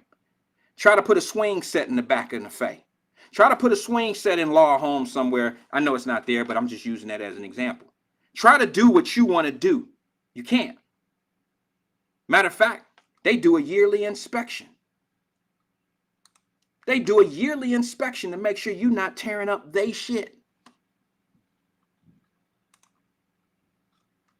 Let's even be better. Get food stamps. They're going to give you XYZ amount of money and you can spend this on food so you can live, right? The government looking out. But there's only certain types of food you can buy. You can't buy cigarettes. I get it. I'm not saying that they're wrong, but think about it. Somebody going to give you some money and then going to tell you how to spend it, what you can spend it on and what you can't spend it on. And then here's the craziest shit in the world. Now, I know I shouldn't fuck the game up like this, but I got to say it. You got a whole lot of people that abuse that same system. They get $300 worth of food stamps on the EBT card, and they'll sell it to you for $150 in cash. And if you get a thirsty motherfucker, you can get a $300 card for $100. Now, I'm not committing crimes on here. I'm just telling you the shit that I know that's going on out here. I'm not involved in it because I'm an officer of the court. I wouldn't put myself out there like that. But these are the things that I know that are happening for a fact. And you guys out in the suburbs who talk all that shit, you probably the ones that's buying them EBT cards from them folks. That same system that you supporting. And us middle class people paying all these high ass taxes for all these programs that people are being taken in. Now, don't get it twisted. Don't get it twisted. I grew up on this system. I never denounced that. I've never said that I wasn't a kid that grew up on fixed income, welfare and shit like that, subsidized housing. I'm proud of that. But I also was proud the year that I wrote a check for my taxes. And I said, I'm sure this will cover all that shit. The years that I was on welfare, or we were on welfare, I'm sure this covered that shit. If this one didn't, the last year, this one, and the year that's coming up, I'm good. I'm paid up. This probably took care of the building, all 4 floors in the law homes where I was, because they get in my pocket. And stop falling for that shit, folks, that rich people don't pay taxes. You don't have a fucking clue how they lying. They're lying. Pelosi and all them people talking about rich. Think about this. Think about a person who's saying rich people don't pay their fair share of taxes. Do you realize that's coming from a rich motherfucker? Excuse my language, but you know the thing is up there. When I get in this space, I get real.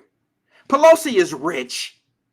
How's she gonna sit up here and talk about the rich people? So what you saying is, ma'am, is you ain't paying your fair share. That's what you're saying. Because the last time I checked, you on your way to Florida down where I live, and I know Naples. And if you buying a $25 million house in Naples,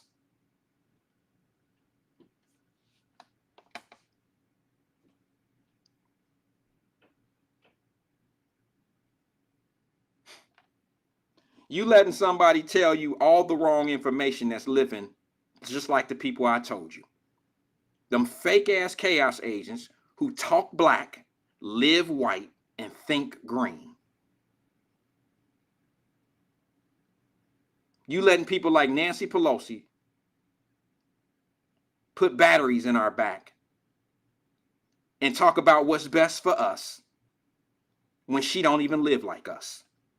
She don't live like the middle class. See, I ain't talking about black folks. I'm talking about middle class and below. She don't live like us. She ain't worried about if the police coming. They got security. She don't give a shit about defunding police and all that talk. She only care when the conversation is going bad. Then she'll clean it up. Ask the 13 major cities in the United States of America how that defund shit is working out for them, and how those prosecutors are now under fire because what they're doing is being light on non-violent crime. There's no such thing. There's no such thing.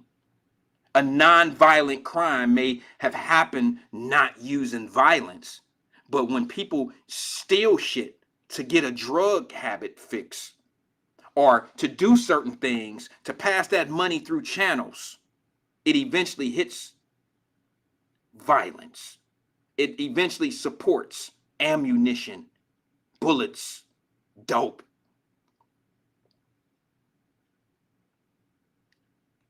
It supports it. So you can sit back here and pretend like people going to jail for 20 years on a speeding ticket, chaos agents, how you feeling that way, and it's all bullshit, okay? It's bullshit. Ain't nobody sitting down in jail because they got 10 speeding tickets that they ain't pay. If they sitting in there and can't get out, it's that they ain't living right, because the jail is not set up to hold somebody unless that person just ain't got their shit together. There is a system down there, a grading system that works for white folks and black folks, okay? The jail is set up where if you have your own home and you have probable ways of getting back to court, they are not going to hold you because you stole some shit and you can't make $1,000 bond. You ain't going to sit in there for 3 or 4 weeks because you can't make $1,000 10% bond. They ain't going to do that. They need the bed space for a real criminal, right?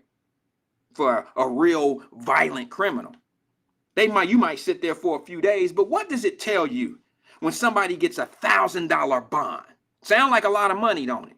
Well, guess what $1,000 bond is? When the judge hits the gavel and says, okay, $1,000 at 10% on this case. You know what he just said? Don't pee your pants because he said $1,000. You don't need $1,000. All you need is $100. You need 10% of what the judge says.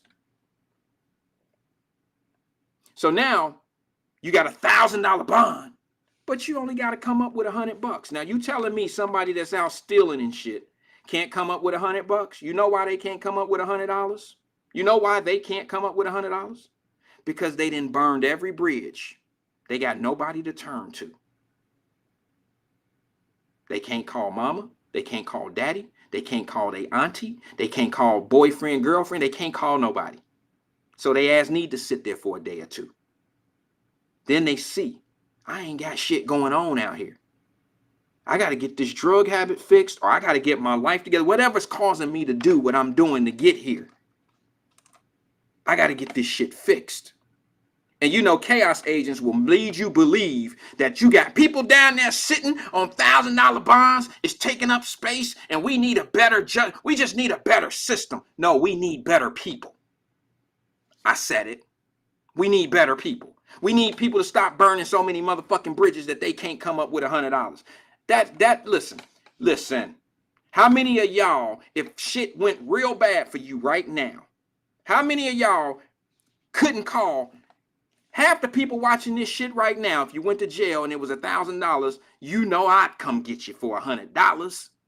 I'd help you. Now you owe me my $100, nigga. You know I got to have my money back, but you ain't gonna sit in jail, because if you never burned a bridge with me, I got you. But can everybody say that? Can everybody say if I go to jail and I get $1,000 bond, I need $100? Shit, I'm stuck. Yeah, there's some people sitting down there right now that ain't got nobody to call because they didn't burn bridges. They didn't smoke they TVs. They didn't stole shit. They didn't let them come to their house and stay. And they didn't jack those people off, stole shit out of their house, did them wrong. People was there to help them out. Did them wrong, but now they get jammed up, and hey, thank God they got jammed up. Now she can get her shit up out of here. She right where she need to be, right down at the Justice Center. That's how people feel about some people. Because of the shit the decisions that they make. Not because we just cold-hearted people and want to see people locked up. No. And see, what happens is this, to be honest with you, the chaos agents that want to stand around and talk about people don't need to be locked up, they feel that way until a motherfucker come in their crib when they ain't at home, and some come up and missing in their house, or they grill outside is stolen, or something come up and somebody then stole their packages off they Amazon truck or some shit that's supposed to be at their house, and somebody violated them. Then things get different. Then they feel totally different about this shit. See, I've learned that most people don't give a shit unless they affected by the shit. If they unaffected, they don't care. The only ones that are unaffected who care are really affected because they prosper. They make money off of this some kind of way. You know, the people that cry and talk about we shouldn't be locking people up for minor incidents, just minor. Okay, got you, B. It's minor. It's minor. It's minor.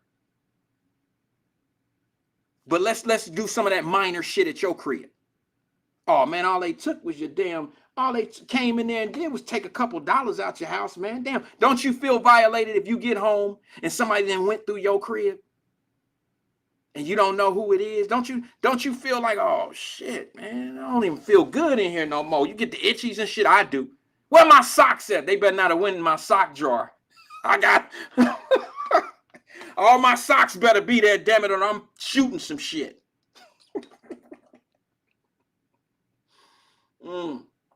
Some of y'all don't know what I mean when I say that because you wasn't here. You wasn't here. But I'm a guy. I'm a sock guy. But all I'm saying to you is a lot of people. Or here's my favorite one. When the riots were going on. When the riots was happening in Cincinnati. And here's the thing. I've always felt the way I feel. I ain't changed up. But the people who said it wasn't no big deal, didn't shit happen to them. They might even been out there protesting. But when the riots happened, when the shit was being broke up and all that old shit, you didn't feel bad about it because you didn't get violated. My office windows was broke. I ain't tripping. But when people say shit like, oh, that's what insurance is for. Okay, so since my insurance fixed my windows, I'm supposed to just be good. I didn't have a deductible. I didn't have to pay $500 towards my $1,200 window repairs. Lucky me. I didn't have to pay the full $1,200. Or lucky me. Lucky me. That's what insurance is for. You don't think shit out until it happens to you. So when people say things like, that's what insurance is for, yeah, that sound good. That sound real good. But maybe people have $1,000 deductibles, and in business, you can have up to a $5,000 deductible. My Cincinnati office, I happen to have a $500 deductible on exterior. Well, interior is my $500. I can't get into the whole situation, but I have an interior exterior deductible difference. Some people know what I'm talking about in insurance, okay? And it just so happens that I got lucky and I was able to pay the $500 deductible versus covering all my damages with my $5,000 interior deductible. My interior is more valuable than my exterior of my building. So I was a victim, but that's not making me feel the way I feel now. I already felt that way. I felt the way I felt about all that shit that was going on out there. But I got insurance. Ain't no big deal. Ain't no big deal. And I'm going to say this before I get up out of here. I'm going to piss some people off. Damn it. I feel like pissing somebody off. I've been reading in these chat groups. I'm part of a few chat groups, and I don't know why. They don't support what I'm doing here. But I've read in some of these chat groups, when they start talking that politics shit, I try not to listen, but then they sometimes post pictures. And let me explain something to you guys.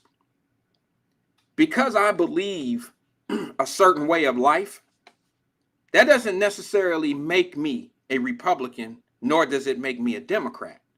And even if I am a Republican, that don't make me a person that supports Trump. And maybe I'm a Democrat, but that don't mean I have to support Joe Biden. I may not agree with everything that these two dudes were saying and doing.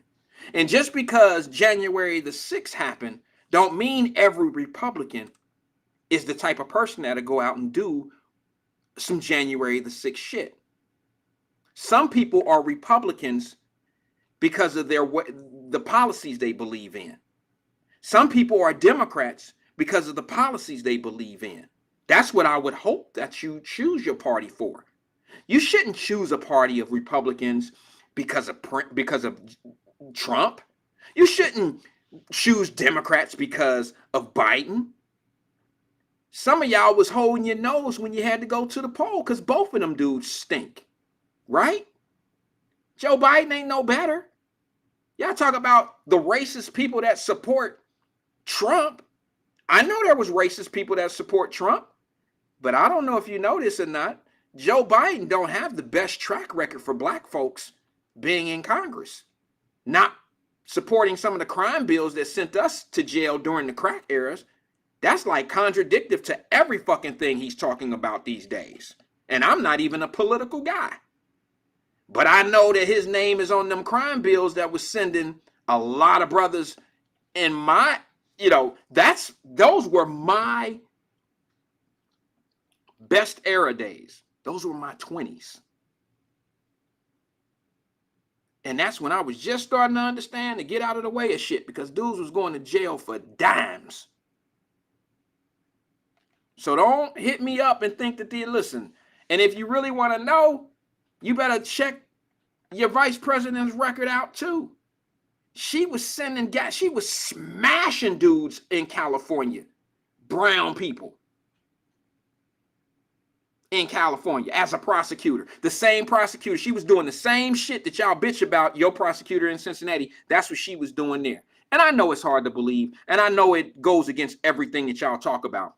Chaos agents. I know it do. But sometimes you need somebody like me just to tell the truth about it.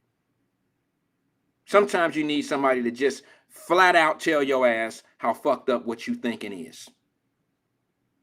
Mama Deb is going to kill me with all this cursing. I'm sorry, Mama Deb. When I get in that rhythm, it just, unfortunately, 1335 come out. I'm sorry.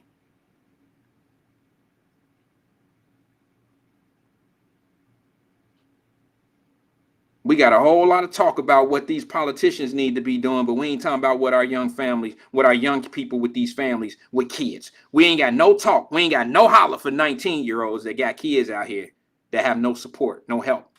But we gonna tell a motherfucker that we got a new council out here. They about to show us how to do it. How you gonna show people that don't know? How you gonna listen? Aftab and them gonna do a great job, but what they gonna do is end up doing what all companies, what all people do, and that is they have listen to Alicia Reese gathering up all this information, got all these millions of dollars. How many of us are actually out here getting it? What did I tell you about the PPP loan? Didn't I tell y'all stay away from it unless you already established and ready to get it? Right? This ain't got nothing about people going to jail. It's all about these things are in place for people that's ready, who in place to get it, in the line of fire to be able to get this shit.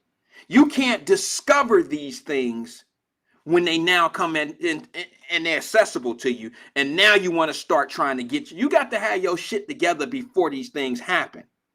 So it's not a matter if they're ever going to happen. What the point is are you ever going to get off that couch playing PlayStation and shit and get in the line of fire of some shit that can happen for you if it comes up? That's all I'm saying. That's all I've ever been saying. That's all I've ever been saying.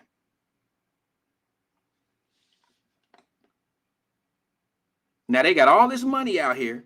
Now you have a council that's probably going to be exposing some things. Remember, see, I got a lot I can say about one of the business deals in the city of Cincinnati that a lot of people who talk about the shit don't know nothing about it. They don't know nothing about that structural deal when you had someone with a restaurant down at down at the banks. You just cynical thinking individuals who think you know the story because somebody will give you a story. But let me tell you what I learned in that, and then I'm gonna get up out of here because I think there's a huge lesson that needs to be learned. I never judged the situation. I never listened to what the news said about that sister, about her restaurant and all that old shit. I never did any of that. I paid attention to what was going on in City Hall. But more importantly, I waited for the court information to come out. I wanted to read the information, the allegations. I wanted to read, to be honest with you, I'm just nosy like that because it's public record. But I get my information off of counts. And when I discovered that this individual applied for a forgiveness loan, it woke me up to something. See, I'm never too old, I'm never too young, and I'm never too wise, and I'm never too dumb to learn something. And the day that I found out that this individual filed for a forgiveness loan, it woke me up to something. And I said, what the fuck is a forgiveness loan? Now, I know what a forgiveness loan is, but I never knew that you could do a forgiveness loan with the city. I never knew that. And when I found out this sister had a forgiveness loan and how it was drawn out and what it was doing, it opened up other questions to me, for me. So I passed my judgment on the whole situation based on the deal, not based on people's opinions. I was not being subjective about it. I was being objective about it because I had information that some of y'all not privileged. You privileged to get it, but you didn't research it. You're being a reporter instead of a journalist. And you'll jump on the side of the person that'll give you the story, but you won't look into the real shit because it's too much work. As long as you keeping everybody on edge, putting batteries in their back and keeping things going, then you're doing your job. I'm not like that. I'm not going to do that. You're not going to convince me of some shit. No hidden tricks, no mirrors. I need to know for myself.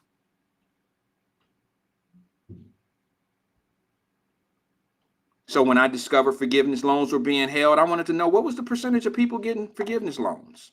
Why were they getting forgiveness loans? And what sets you up for a forgiveness loan? What do you do to qualify for a forgiveness loan? I had to know all that shit. I wanted to know it. I researched it.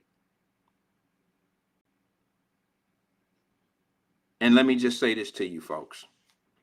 That's truly the difference between a buyer and a seller. I know you're saying like, what the fuck? What are you talking about, Wyatt? That's truly the difference between a buyer and a seller.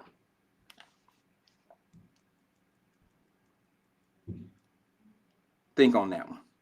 That's my time, y'all. I'm up out of here. See y'all tomorrow, 5 o'clock. Be careful, that snow's coming down tomorrow in Cincinnati. I'm going to try this snow thing one time. This is Wyatt. I'm out. See you tomorrow, 5 p.m.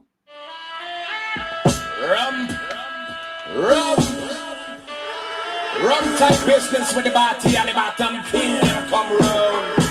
Girl, come around. Come and rum up your bottom. Them cannot come round and them see me rubbing me and slam them. They can put you to the knee. Come on and dance and let's go down to the knee. Black on because we drag them your lip. Some of them a come one way. Rush them when they pick me back there. Yes, they come when they wind by my head. Check, baby, 1, 2, 3, 4. Check, baby, 1, 2, 3. Check, baby, 1, 2. Check, baby, 1. It's cool, the bitch is like sweet and candy. I'm feeling manly and your shit is coming in handy. Sliding my clothes from New York down by Virginia. Tickling you around Delaware before I enter. Just to seduction from faces to feet. A wiggle and a tickle can make the night complete. But since you got the body every year, come and get the award. Here's a hint, it's like a long shot, son. Flip tails and let me see you shake it up like that. The way you shake it up is turning mighty men of mice. But A plus got a surprise, that's a backbreaker. Now let me see you shake it up like a rough shaker. I said, we're gonna skin out the round. Check it out. We're gonna slam us a shot. Right here. We're gonna run at them, yeah. Big Marty, them come out like that, yeah. Rush up them up and make them like rap it. We're gonna feel what time we do, they want to come here. We're gonna feel what time we say, that I'm the only. I tell them, I let them and run. Check, baby, 1, 2, 3, 4. Check, baby, 1, 2, 3. Check, baby, 1, 2. Check, baby, 1. It's Teddy, ready with the 1-2 checker. Rex and affections in effects, but I'm the record on the track. Bottle honey shaking bumps and they bouncing. Booties of the cutie steady shaking but relaxing. The action is stacked in a jam like the closet be get you up on the floor like a faucet. I mean to make you sit, I mean to make you jump, but yet make the hotties in the party shake your butt. I like the way you comb your hair, Right. I like the stylish color you wear, it's Peace. a little thing to do, that makes me wanna get with you. Because around this make them jump up and down. Because around me come with a style and culture. We come out of the dance and the gang, then we wind up them bottom and them skin them run. We shock us out. And them girls them come out and run around. Big bottom girl them run from me. We go for dance and them run up the body. Shake it now, shake it. She can spend every birthday butt naked. Body is soft, making me wanna squish it. More just in the camera, rumble like a subwoofer. Shake it to the left, shake it to the right. I don't mind sticking it to her every single night. Come on, pass the boom boom, send it to Papa. Shake it, baby, shake it, don't stop. Let me see you do the booty hop, and now make the booty stop. Now drop and do the booty rock. The way you're shaking your grills, really kill is making for deals. Up a whole lot of pills, but I ain't in the triggers, just the cheating, and I ain't in the treating every trick that I'm eating. Nah. Yeah, shake it, baby, shake it, now, shake it like that. Jump up and down, jump up and down. Girls run around and them jump up and down. Girls move their backs and them dance like the rum. Move your bottom and then move your body, yeah. Move your body, Mr. Move your body. 50,000, big woman. Come out me with a rubber section. Idiot sound, Teddy. We come for rum up and them girls they plenty. Lord have mercy, this I say Christ and come out. We come for look so nice. Yeah.